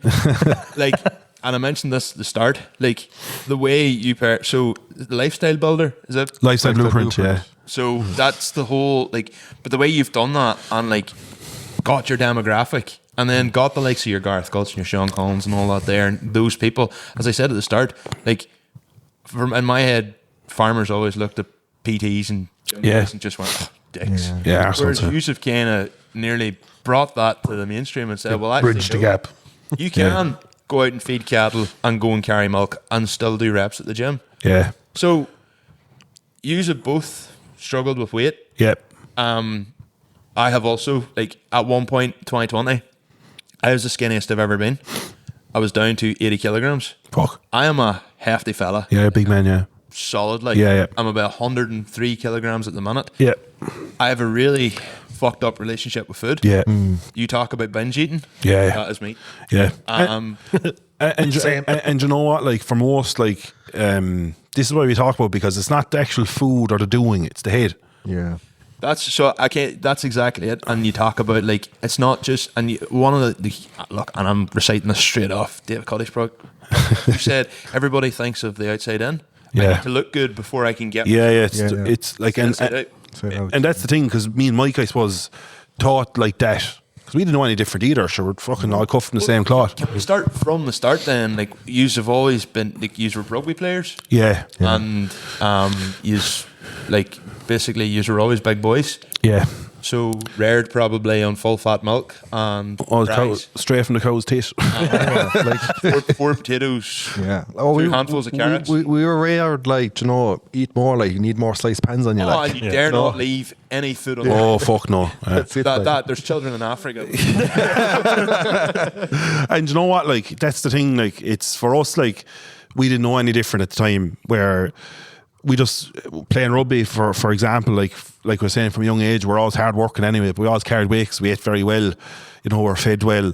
And then came into the rugby side of it, where we had to be a certain way to be playing prop forward, for example. So like, it was that level of acceptance that Jesus, I have to eat and I have to be this size. I can't be getting skinnier. Because I'll never forget, it was like in 3rd or 4th year, one of our coaches said, Jesus, Dave, you're getting a bit light. Like, you need to be up around fucking 18 to 20 stone, or around 18 stone there to be prop forward. Like, it's like, right, Jesus, I better keep eating. Like, do you know? So it was constantly eating, like, where, not constantly eating, but aware that I had a position, this is what I had to do. And like, the biggest change for me was, I suppose in reality kind of struck for me, was like nights out in school, where I'd see all the backs, the skinny lads, the lads in shape, Clearing up. they get all the women, like, Yeah. do you know? And then we'd be here like spare pricks, like fucking. I was the one stopping him from getting crippled. Do you know? And it was kind of like a strange one. It's like, geez, maybe being this size is not the be all end all. And that was kind of my first inkling, saying, geez, maybe, you know. And that was kind of how the thing started to make me think a little bit differently. But like, when I was feeding on them emotions at the time, I was still emotional eating. I go on home or binge eating. I emotionally eat. Do you know? Yeah. And the biggest thing with like emotional eating, and most people relate to, because any country lads, right, that are coming from a country place, everything happens around the dinner table, like. And I always say it, absolutely. We've always said that mealtime is the most important time of the day. 1,000%, like. And it's the laughing, the planning, the joking, the codding, everything kind of happens around the dinner table. So it's kind of like a sacred place, or a place of safety. And look, I didn't know any of this stuff. And, like, we didn't know any of this shit till we worked on all this work on ourselves, like, over the years. And I say it now to people because we help like-minded people like us, and it's always the same. Like 95% of people are like, fucking, you're hitting the nail on the head, like, you're bang on. I'm like 100%. And I was like, I was saying to Mike, we should do a study on it with our clients. Do you know, do a survey on it, or do a do you know, like, and it'd be so accurate, because I was like, I see it so much. And the thing is, when we go through emotional times, or ups and downs, or bad days, or stressed, or fucking whatever in life, we turn to what's safe. Food. As my wife said, she goes, many a man has left me, but food has never let me down. Yeah, you know, that was her. And it's true in so many different ways. And like, when you go through the likes of grief, and you go through the likes of misfortune, or, you know, life, like, that's why I try to show people, it's fucking life. We're trying to show people how to live, because you can have the best diet plan in the world, and the best fucking training plan in the world, and the motivation, the willpower bullshit, like most will show you see on social media. When you go through something tough, that motivation ain't going to be there. But we've never been more aware of how to eat well. 100%. Like, at this moment, look, we're all the same generation here. Yeah. There's not one of us doesn't know how to, well, within reason, in my head, it's still like you can only eat a certain amount of calories a day, and you have to be able to say no and all. But we know it's shit when we're eating it. Even there the night, like, coming up, like, to see yous, like, I stopped in the Junction 14, I seen the McDonald's and went, no, them boys are fucking here. I was just going to say, they're ruining the takeaway. That's a perfect example there, because people do recognise that they know what they should be doing, they should be eating better, but a lot of people don't have a purpose behind it. They want to actually prove it to someone. And like a lot of clients there, it's like, you know what, lads, I want to make sure I'm making progress and I want to be in a better place for myself next week, but also I want to be able to follow through with the plan you set for me. And it's about being able to prove it to someone. That's why, like, you know, everyone has different motivators, but it's about being able to have that purpose to the reasons of why I want to eat healthier, why I want to eat better. Yeah. And then the mindset will start to like get laser focused into making them change. And I get it, like, for most people, like, you know, especially lads in the cars, like, the many a night we took parts off cars here. There used to be a pit here, you can see where the concrete was. And we do a ball of work here, and then we go to chips, like. Because it's the only place Till open. fucking, you know what I mean? The lane. And our mindset was like, Not far, like you can go down to. I don't know, Junction 14 back then. It didn't exist all along. Yeah, this 10, 12 years ago. But the thing was, like, my whole perception of it was like, I'm grand. Like, I'm okay. This is normal for me. And Aye. don't get me wrong, most people don't get bothered. And this is the biggest thing that we try to show people is like, it's not really now, like in the moment. It's actually, you know, in 5 years' time, or, you know, if you want kids or you want to settle down or you want to like show positive actions to your kids, for example, or have energy for them, or, you know, because I'm talking about kids now because we're all the same age group, and the next 5 years it'll be in the fucking, you know, it'll be in the agenda, you could say. But like the thing is, we'll be hoping so anyway, right? God willing, yeah. Do you know, God willing, and this is the thing, like, it's like, this is the biggest thing we talk to lads about. It's either lads that before kids happen, they're like, look, we really want to get our habits right, I want to lead by example. Or when they have kids, like, geez, Dave, I fucking have no energy and all I want to do is play with my kids and I come home, like.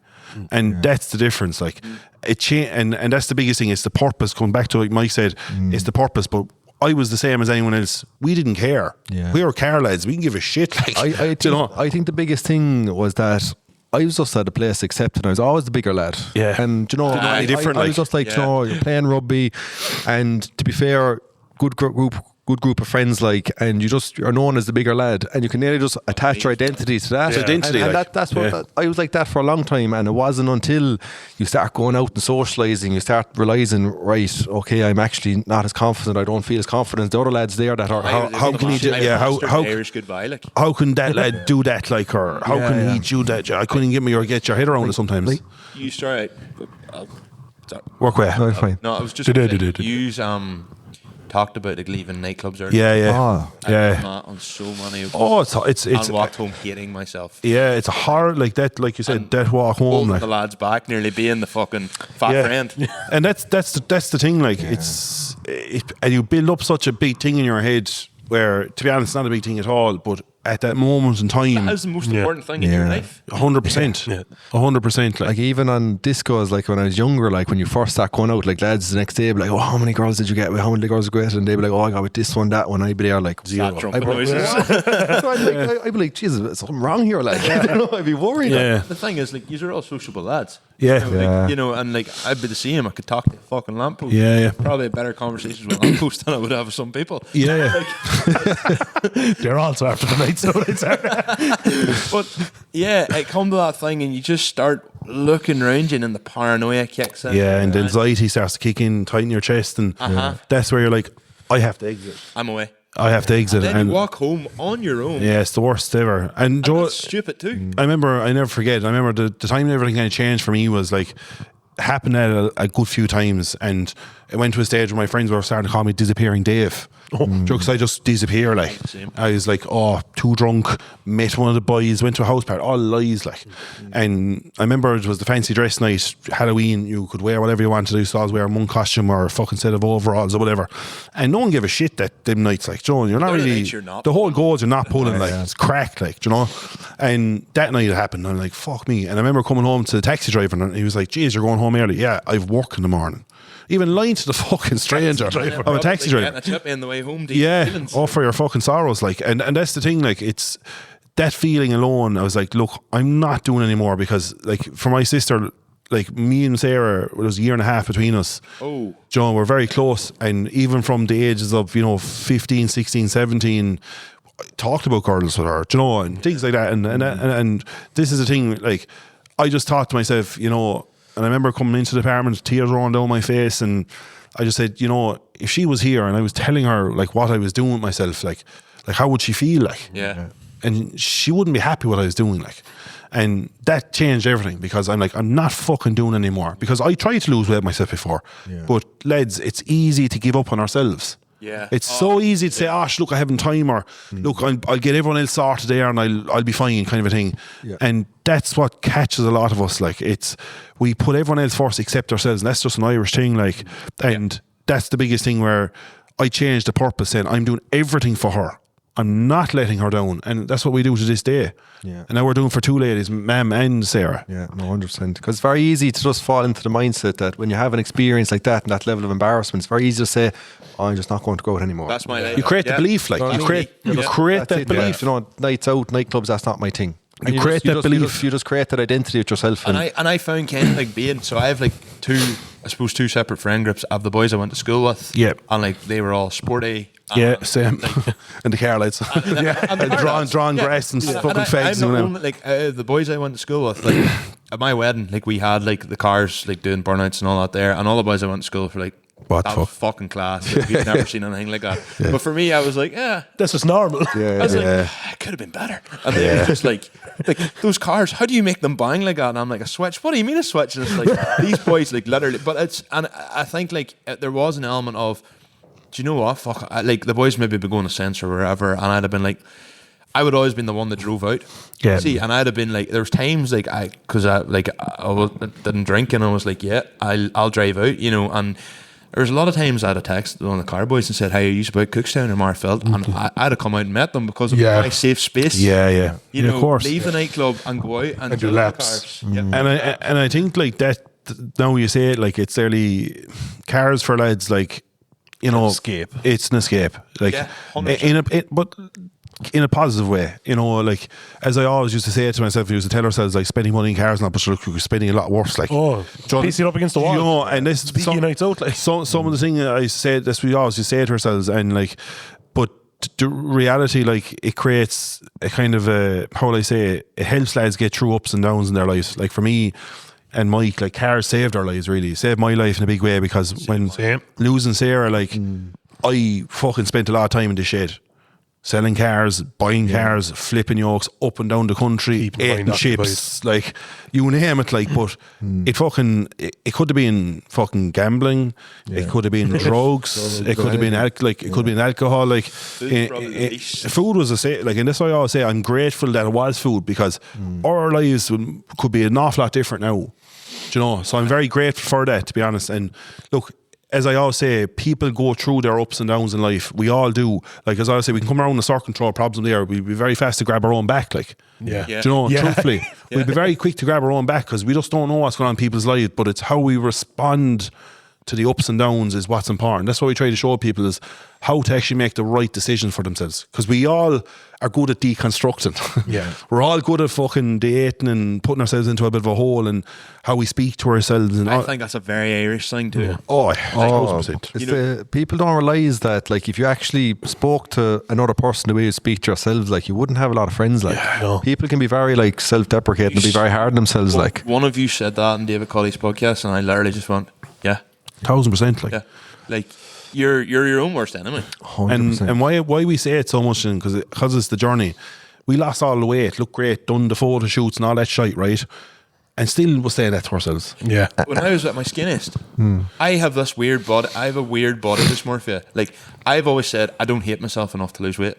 Whenever I'm big, I'm like, I'm all right. And see, when I was skinny, I was looking at myself going, It's like, Back in old pictures going, Jesus, you were nothing. You're very, like, I was looking at myself and I was going, I know, but I can't lose the love handles and still got flat. always need to improve. And like, my cousin was like, I remember, like, we were at the gym one day, and this was over lockdown, and I remember him, I was like, lad, like, I'm still fat, and he just looked at me and goes, hey, because you're in the fucking shape of your life, lad. And I was like, no, lad, I've still got. And in the end up, I think I did just go, do you know what? I'm never going to be happy. And I gave up. And that comes to that's what happens a lot. Like, that's where it comes to self-love and appreciation. That's why working the mind with the body is this is why we eat and breathe, sleep this stuff, because what you just said there is what we went through. And how we look at ourselves. As I said to Nicholas before, even to Mike or any of our friends, like, I used to be going into the pub on a Friday night or a Saturday night when I was fucking 22 stone, and I'd be worried about people who think of me, oh jeez, look the size of him and whatnot, right, in my head. And I'd have to go in with somebody. Yeah. Couldn't go in by my own, right? And then when I was in the shape of my life, I was like, Jesus. I was like, what are people going to say? I said, jeez, who's your man think he is? Yeah. I'm like, for fuck's sake, like, there's no fucking let up here. Yeah. There was no difference. It's fucked up. Think like, you lost the weight. Now you think you are something. It's like, I've never spoke to you. and the biggest change for us, to be honest, where we realised like it's the actual head is. I remember in 2016 we done a photo shoot. I remember looking in the mirror and exactly like you said, I was saying to Mike, I was like, geez, my chest needs to be better, right? My core needs to be better. He's like, Dave, if fucking someone walked past you with the last 6 months, I didn't even see it. They wouldn't even fucking believe it's you. And you cannot even see that for yourself, like. And I was like, okay, like, I done the thing, like, I done everything for my sister. Like, I to be honest, I couldn't go any further. I got into shape, I lost the weight, looked totally different. Like, I done it. I ticked the box, like, why wasn't I happy? Do you know what I mean? And that's the biggest thing where I said, right, there's a bit more to this. I have to start working the mind. And look, me and Mike have 7 years of mindset work done. I have 8 years of mindset work done of building up relationship, of how we view ourselves, self-love and appreciation. And that's what people lack. And what do you, when you say you've the mindset work done, like, do you mean like you've went and done a course in mindset? So we work with a mindset mentor. At the start, it was like, I wouldn't call it counselling. She wouldn't call herself counselling, would she? No. Like a form of coaching. Like a form of coaching. But I went from like 2 years to saying, I remember the first time I went to her, she said, Dave, tell me 3 things you love about yourself. I was like, Yeah. okay, tell me 3 things your best friend would say about you. That's okay. Third person. That's the difference. Yeah. Right? Because if you can ask yourself that, that's a sure sign, right? And the biggest thing, as I always say, I had to build a better relationship with how I viewed myself. Because for me, I use purpose. I use go. And I used to put dates down and then big fucking big fucking work 3 months work and get to a certain number. That's it. And never celebrate it. Yeah. Just tick a box. Yeah. And then fucking emotionally for 2 or 3 days, then go again. And then hate yourself for emotionally. Jesus Christ, it was just this anxiety. And I experienced that for 3 years after losing the weight. See, the thing, like, going through grievance, like losing Sarah in 2010, like, the only people we spoke to was our family, like. Yeah. We never spoke to anyone else outside of that. Reached a very funny thing. It's a funny thing, yeah. Very funny thing. I struggled to even speak about my dad for 15 years. Yeah, I believe I it. was sat and went, I'm 100%. I'm fine. I'm fine. No bother. And the second you brought my dad's name up, I started to. Yeah. I just go change subject. Anyway. Yeah, couldn't break the night. But that's such a like an Irish thing where it's like put that whole memory in a box in the back of your head and lock it away. Yeah. And don't speak about it. I went through a kind of a weird midlife crisis when I was 26, and everyone's like, why 26? I feel like when you're 25, up to 25, you're kind of still a young cub. You're young.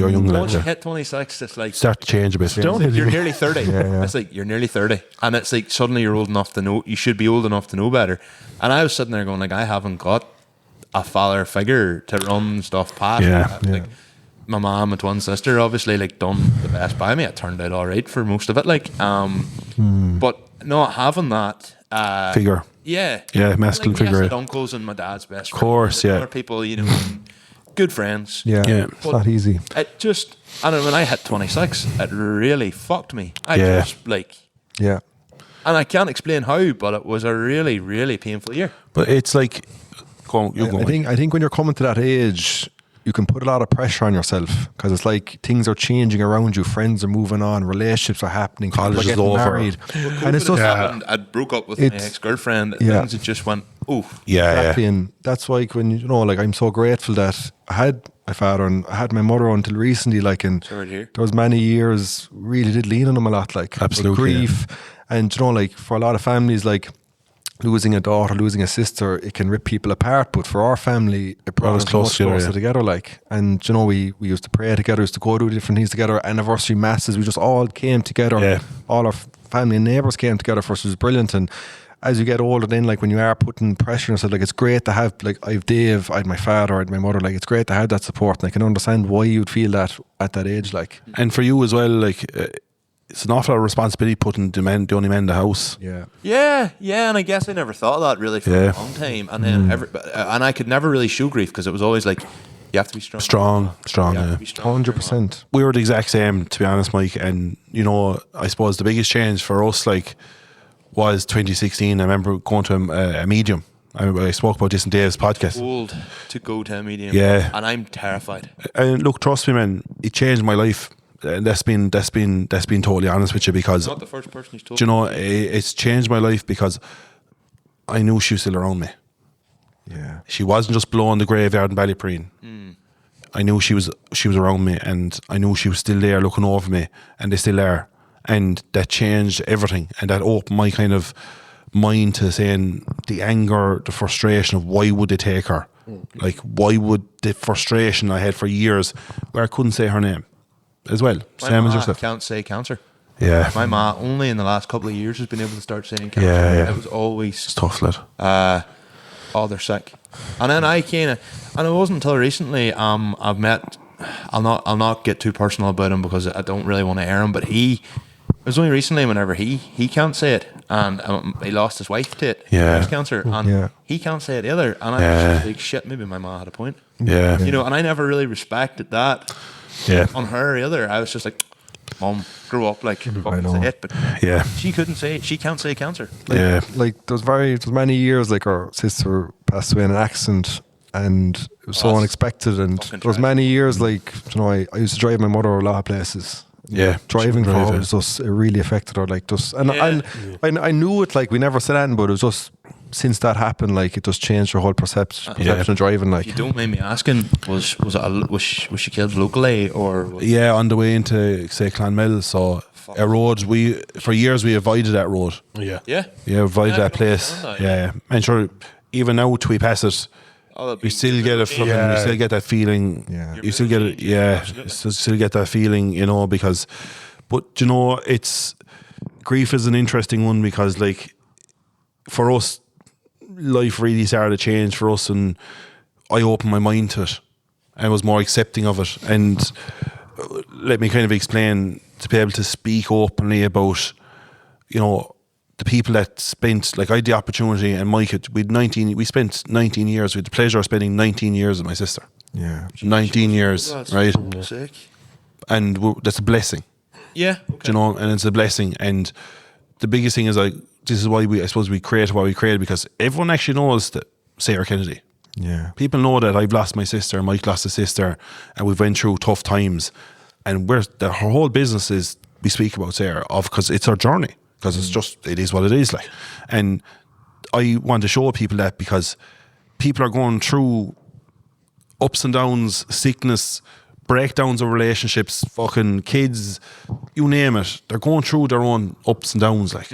And the biggest thing that we want to try and show people, like, you have to build the right awareness in your mind to make the right decision, so you can be the best you can be for your loved ones. Yeah. You know, even we lost Mem just over a year ago to cancer, and as tragic as Sarah, to be honest with you, happened within a week, to be honest, without us ever even knowing. Jesus, that's fucking tough. Went in on a Monday night, she was gone Saturday. Yeah. We didn't even know what she had. Pneumonia. I say at least maybe it's not the right, for want of better words. Like, I found out my dad he was out mowing silage and had a stone that came in and hit him in the eye, hurt his eye, and I thought the whole sickness was about his eye, and then the next thing we were being brought in and been told my dad's cancer, and I goes, what's that got to do with his eye? Yeah. Because the whole thing, stone you're like, eye, more caught stone and bang, hit him in the eye. And I was like, I thought Dad had a sore eye, and now you're telling me he's got, and I didn't even know what it was, but that was July 2004 and May 2005. I lost him. Yeah. 1 week. Yeah. I remember the exactly 7 days, that Saturday she was in the room, and she'd always have the dinner ready, because we obviously were working from home, and the energy was low, and she's like, I remember going down to the room to her and said, geez, Dave, you know, I've never been this bad, because we thought she had a virus from the fucking, you know, we thought she had a virus that was going around. It was going around, like, and she said, jeez, I hope your father doesn't think I'm faking it. Like, I said, Jesus Christ, I don't think you're faking it. Joe, that's my mother's mindset. That is country mindset. Yeah. And you know, you can't be sick. And, and little did I know, 7 days later she would have passed. Yeah. And I just said, ma'am, don't worry, look, we'll get to the doctor now on Monday. We'll get the antibiotics, whatever this is, it'll pass. It was just a cough. It was just a cough because like 2 weeks before that, we were sorting sheep. Yeah. Like, oh, she's with the father, they were sorting sheep flat out, like. And it just like, yeah, it was a week I don't want to remember, but the thing is, what we're trying to get at here is, for us, like, we built, I suppose, the tools over the years of how we dealt with grief with Sarah, right? And by fuck, it doesn't make it any easier, right? But I'd like to say that we're not deconstructing now, no, because we have the tools. And this is the biggest thing that we try to show people, is that, you know, we have to make right decisions. And we all, of course, there's days I want to fucking just binge eat and think of the worst thing ever and fucking fuck the world, you name it. Just same as anyone else. Yeah. But the difference is, it's how you actually fucking say, right, how will you feel if you do that? Will you feel happy about it, or will you feel fucking worse than ever? And I know the answer to that. Yeah, I think everybody knows. Yeah. Do you know? Because it's like, you'd be at home there and you'd be there on a classical Friday evening, like the mother wouldn't be in the house anymore, and you'd be just thinking like, what the fuck? What's the point? What is the point? Yeah. And like the whole foundation of the house is gone and you lose your man. And the reality is that, you know, I'm still here. Yeah. I'm still here. I know she's not here anymore, but she's here with me in spirit, and I have to live through her now. Absolutely. And I have to keep moving forward. So did I hear? Did you pair looking at being mediums or doing? Yeah. Is that something? We have. I suppose we've fucking 3 or 4 courses done in mediumship now. Yeah. So. But I always thought that was something special thing. Yeah. Yeah. I thought you had a gift of it. You can't train it. Like, I thought it was that person has that and that's that, and this isn't a route. Yeah. I thought we'd I kind of half thought we'd end up going down this route, and I'm happy to explore this kind of stuff because it takes away from the normal tractor talk. Yeah. Of course. Like, look, I think everyone can actually do that. It all comes down to like frequency, you know. As I always say, what do you mean by frequency? When you say the better energy you're in, the higher spirits you're in, the better awareness you have, the more connected you are, believe it or not. The best way to describe mediumship is, we all have that ability, like, when you're a young child and you're innocent, and we all probably had imaginary friends and everything, our imagination is running wild. But as we get older, we get told, you're not allowed to have any imaginary friends. Yeah, who's that you're talking to? And you start getting disciplined. And then the ego starts to take over, and we actually lose that sense of imagination. The fear mind comes in. And mediumship is about being able to tune in to that energy, that childlike energy, that imagination. And that's what, you know, a lot of us just close off for many, many years, because that's life the way happens. society is now. But is that different than being able to, like, you go in their room with someone and they can turn around and say to you, such and such, you have a say? No. It's exact. We can do that. Is that what you can do? Yeah. Jesus, how much do you charge for what are they thinking of us? To be honest, we'll throw on the old tinfoil hat. To be honest, you know, but do you know what? Like, for us, like, I really lent into mediumship after my experience in 2016, because I've everything I've done and the energy I put into it has been positive because of it, right? And the difference is the more awareness I have, the more frequency I have, like, the better I feel, the more I can help. And I never actually said, I'm going to actually, you know, do it and be a medium or anything like that. We actually do it to, like, not to tune growth. Yeah, to really actually growth, because when you're doing that work, you're healing your own grief massively. Yeah, and that's why I lent into it as well, because I realised how much it healed me. The first time I went to a medium, like, the healing I got from it was huge. To have that comfort, to know my sister's with me, I know my mother's with me, and, you know, I was as skeptical as anyone. I was like, oh yeah. And then I went in, did the reading, and I came out of it in tears. And I was like, what? I haven't cried because of my sister in years. And it was because I was told things that no one else knew. Yeah. And I could feel her presence with me, and I feel her presence with me ever since. And I knew their presence with me, and it's actually the healing you get from it. And people that go to mediums are people that have gone through the hardest times. They've gone through grievements, because they're not going there, you know, they're going there to get that healing from it. And that's the biggest thing, like, for us, like, it's just for our own actually way of saying, right, anytime I put energy into this stuff, you know, I feel better. I can help more people. I can relate to more people's pain, to be honest with you. And it helps us being better at what we do, to be quite honest. Do you know, and we don't, it's not that we read people's spirit or anything when we're coaching or anything like that, but I can, you can feel energy from people and you know where they're at, and I can relate to it. Yeah. So it helps us connect with our clients better and connect to help people more. And I think that's very, very important for what you do, because you are dealing with people who are probably quite insecure. Oh yeah. Yeah, and vulnerable. It's a very Vulnerable. Oh, you've no idea. Any person to put their hand up and ask for help, fair play to them. Yeah. It's not an easy thing to do. It's not an Irish thing to do. No. People, especially, and people that actually reach out to a coach or someone to help them with it, like, they didn't just think of that overnight. They've been struggling with it for some time. Wanting to put their hand up with a long time, and that's the difference. Is because for me, I couldn't even have the balls to ask for help. Yeah. Do you know, I didn't even ask for help. There was a buddy of mine going to a kind of a homemade gym out the back of a place with all the exercise equipment and all, and he was after losing a bit of weight there, and I just said, "Jizz, I'll join you." Yeah. He's like, "What? You join me?" I said, "Yeah, sure, I'll join you." And that's how it started, because I didn't have the balls to say, "Hey, lads, I need help here." And it's very hard. Very intimidating. Oh, it's very, very hard. 100%. Really intimidating. Yeah. Oh, so look, I lost 8.5 stone without using the gym, because I didn't have the balls inside. I didn't have the confidence in the gym. Mike was always like, Dave, get into the gym. You know, you'll help tighten your skin more and all that. You know, and I was like, oh, when I get to a certain weight, I'll go. But I was just so fucking intimidated, because there was lads in string vests and in shape, and I was kind of fucking, you know. Did you have a problem with the skin?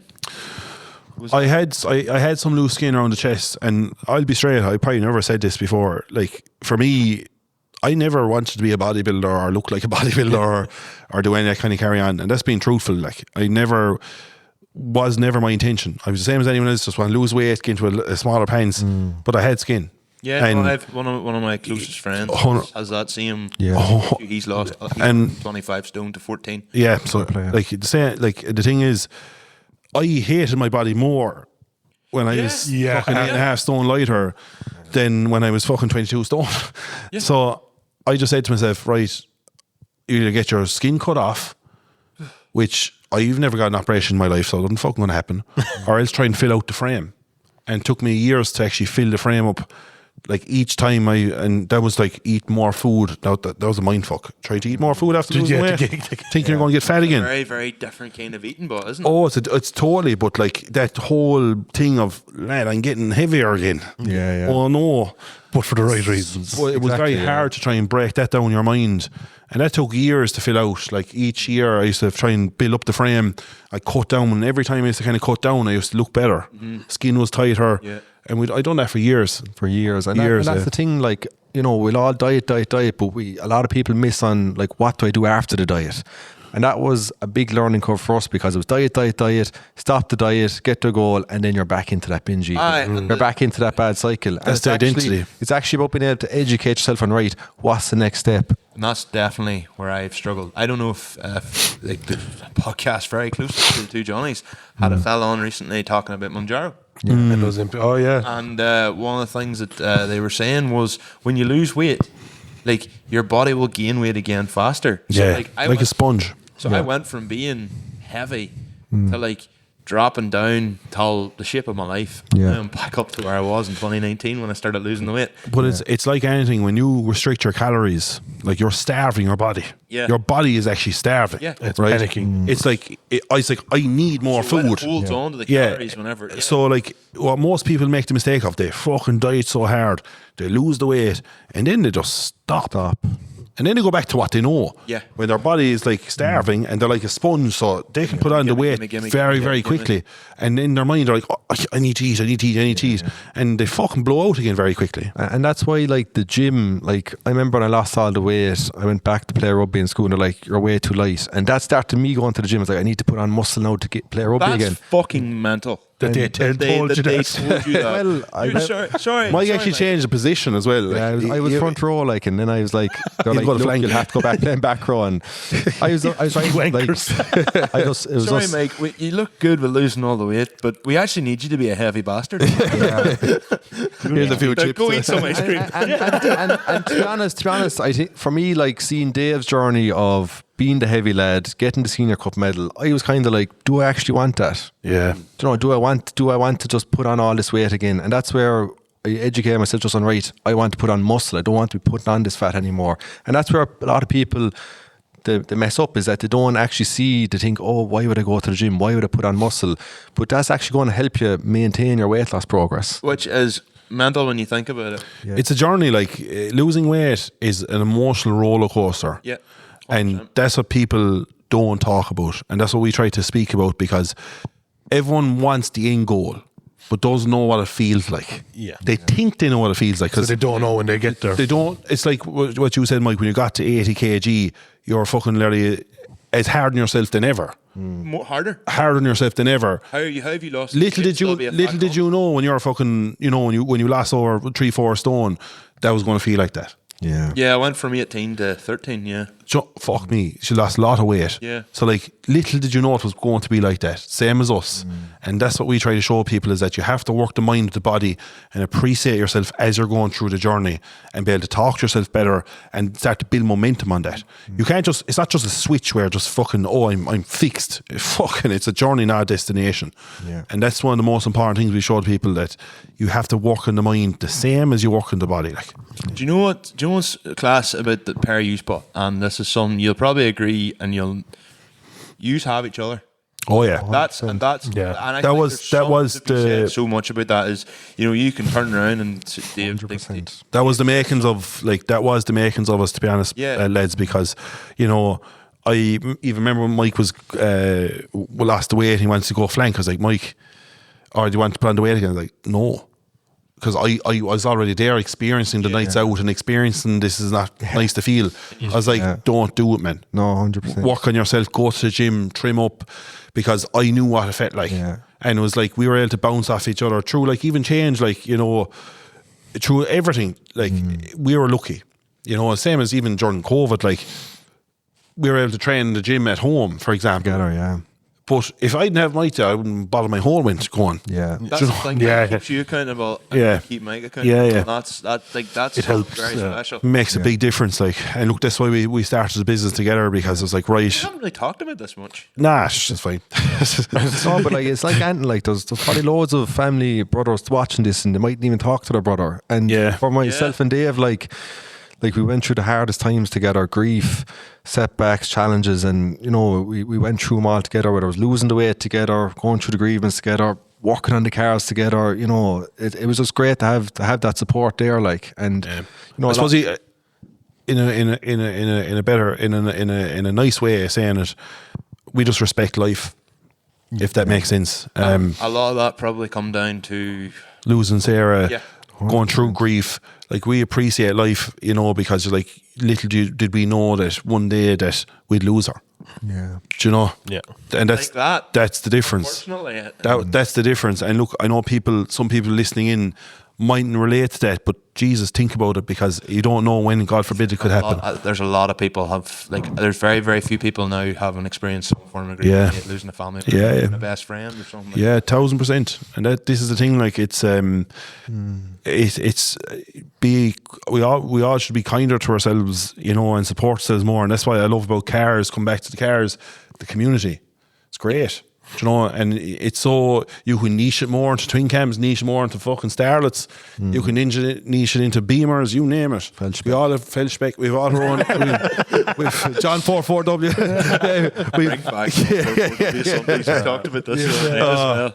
I used to have some of the fucking photos in my 3210i or whatever. Fucking. All with the orange jump. Yeah, so cool. Yeah, but like, do you know what? Like, it's community is what helps people. And you know, cars are a very interesting one, because I talked about this the other day. Cars are kind of like personal development. Like, you can work on a car and always work on that pride and joy of the car and take full fucking pride in it, And we can do that in our own bodies too. Yeah. Okay. Yeah. Do you know, we can do that in our own bodies too. If you look at it saying, right, that's a project, I'm a project. We go so far till we make another change. Jeez, I'm butchered. Do you know, you get it. Jeez, I'm bigger as all my body. You get it to a stage, right, where it's like, right, I want more power, I'm going to change it up again. You're fucking delighted. You went through ups and downs trying to do it, changing this, changing that, cutting this. It's work. Yeah. And the body is actually no different. And that's what kind of created me looking back now. It's like, it's all work. And that's what the journey is like. There's ups and downs. It's like you lost the weight. You experience what it felt like. You couldn't imagine it felt like that. But it's work. You have to work on that and improve from that, because no one's journey is fucking perfect, lads. No. And anyone that tells you, especially the lads that we work with, it's not 9 to 5. It ain't 9 to 5. Like, you fucking, do you know, and that's the reality of it. There's nothing going to be perfect in an everyday manner. So you have to show people how to actually create consistency in what they're doing. It could be fucking 50% some days, it could be 100 other days, and it could be fucking 80 another day. It's just keeping going right forward instead of going in reverse. Yeah. And I think it's the biggest thing is, like, you know, especially in the cars, we're all chasing perfection. And like, when you're working on your body and your health, you don't want to be chasing perfection. You just want to be chasing consistency, because, you know, if you're always coming with that perfectionist mindset, you'll put all that effort in, then the one slip up, then you'll be beating yourself up over it, and you'll start spiraling. 1000%. Like, I utilise cars, and it's something that'd be interesting to a lot of people. Like, I utilise my car as a goal. When I was 22 stone, I had a booter at the time, right? There was a fucking E-spare bucket seat inside the fucking thing. It was the most uncomfortable yoke ever. My arse wouldn't even go into it. Yeah. Right? We've nicknamed the fat shaming seat. This is the reality, right? And I could never ever fit into that fucking seat. Had to put a fucking standard seat into it. And one of the biggest goals ever was fucking about a year and a half later, the Midnight Purple car. Bought a bride seat for myself, glitter back bride seat, and fit into it. And I remember taking a photo on Facebook. I don't even know what year it is, but I took a photo inside it, and I never forget it, because, like, Jesus Christ, this is a bit of an accomplishment for me. Like, do you know, again, that's progress, it's change. And this is the thing, as I was trying to bring back to cars, like, we could utilise it in our own ways, and I can understand why we can find it to be difficult as well, because the mindset with cars is like, again, it's late nights, takeaways, bits and bobs like that. But again, people are more aware. People are more aware about their health now. It's like, fucking lads farming, they're fucking 100%. This man behind us, our producer here with the fucking teleprompter, right? Like, when I was going to the gym first, there was a group of them lads like, so what the fuck are you going to the gym for? So drawing grass, fucking silage, smoking, you name it, right? The usual carry on. Now all the boys are in the gym. Do you know? Now they're all in the gym. So like, it's how things have changed. Traded the bounce in the head. But you know what I mean? Like, it's like things are changing with it, and this is why we want to try and involve what we're doing more, because we're all passionate for something, lads. And the beauty about this is community and relatability. I know a fella that's into cars relate to us more than the fucking some lad in the town going around the fucking electric scooter, like. Do you know what I'm saying? And that's being truthful, like. So, and because I feel their pain. I've been through what, like, the bucket seat, like the fat shames. It's a great term, but like, it's all true, like, because we fucking, of course, we'd all like to fucking fit into the seat, but it's not worse when you fucking can't. Or trying to even get back out of it. You've got getting out of it's fucking worse. Do you know, like, and that's the thing, like, where claim over a roll cage. That's the thing where we want to try and, like, help fucking like-minded people again, because we all fucking love tractors, we all love fucking grass, we all love fucking cars. Do you know? And it's about just being able to meet people at their level, where they're at, because we didn't have any fancy equipment. We just worked with what was realistic for us, and worked into that schedule. Whether you had to do it after the cows in the morning, or whether you had to do it there. Buckets of rash. You know, if you're going through a busy period, right, just focus on the food, make small changes. Like, it doesn't always have to be perfect, but just as long as that consistency is there, you're making the positive change, and you have that intention of moving in the right direction. To round up then, because I'm conscious you. I was going to say, we're running overtime. There's no panic. To round up then, what advice would you give? I know you've kind of talked about this anyway, probably, but what advice would you give to anybody who's maybe thinking about trying to lose weight, or has struggled, and kind of like myself, who's been up and down fucking more times than you like? Yeah, I suppose my one thing advice is the past, the challenges, the things that that you're frustrated about, they're not important. They Don't don't fucking matter. matter. Yeah. The only thing that's important for anyone watching this podcast is what we're doing in this right moment. What you're doing in this right moment, and the actions you take right now, that's what's setting you up for that future success. Because losing that weight, making them changes, working on the mindset, that wouldn't have happened if you didn't take the positive action right now. And that's all that matters. 1000%. And for myself is like reverse engineer before anyone ever starts fucking anything. Like you all think you have to go to a gym or you have to get a meal plan and do all this carry on, right? Where the fuck do you want to be in 5 years? Like, where do you want to be? How do you want people to see you? How do you want people to view you? What do you want to be in a relationship? Do you want to be in the fucking country?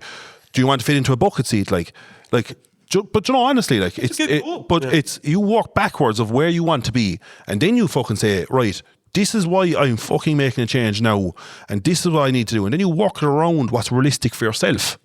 So it's really working for the individual. And doesn't give a fuck what John down the road is doing or Timmy over the fucking hill. It's what is important for yourself.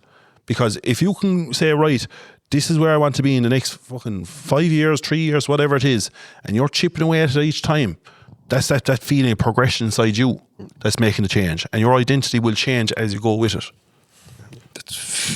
That's class. Lads, You've left him speechless. That's a challenge. A fucking hard task. Lads, what can we find you in the socials? Dave Kennedy TLB and Mike Kennedy TLB. I think it's the same for everyone, is it? Yeah, Mike Kennedy TLB. Does the TLB have its own? The Lifestyle Blueprint TLB. Do we have our own channel? No, we don't. You just do it through yourself. Yeah, we were on own separate Instagrams, but we're the one show, you could say. Lads, thank you so much for coming on. Been an absolute pleasure. Class, boys. Thank you. Thanks very much, Michael. Only done. God, it's 9:10. This is Michael, there's not many podcasts, to be honest with you, that whenever you've listened to it, you feel changed. No, I honestly. But I have to say, after listening to that there podcast and having been through something probably similar myself. Yeah, of course. Yeah, you for definite. And it happening at not too young an age like yourself, but happening, whenever you fully understood and everything, and you were going through, you were basically becoming an adult, and that. And going through grief and all that. Going through grief with losing a close family member, no, that definitely, have to say, massively resonated with me. And, it's fair dues to the lads for accomplishing what they have. Absolutely. No, look, as I said prior to the interview, listen to that again and again. I've listened to it a few times now, and to be honest, as much as just even reminding myself to, I suppose, mentally get a bit better and stick in, because as them boys say, you can't change from the outside in, you have to change from the inside out. Anyway, Conor, socials, where can you find us?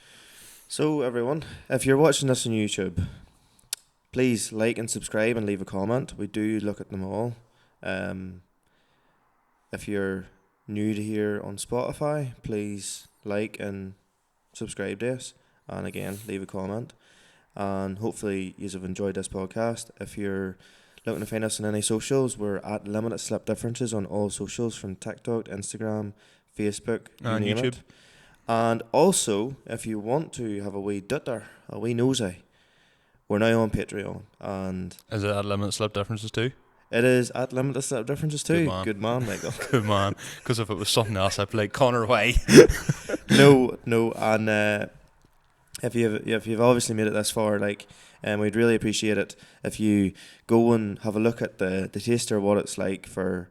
It's a different avenue, and as time goes on, we'll obviously get better with it, and I think some of them are enjoyable enough. And absolutely. A litre of diesel's now dear, to be honest. At this stage, per week, fucking A.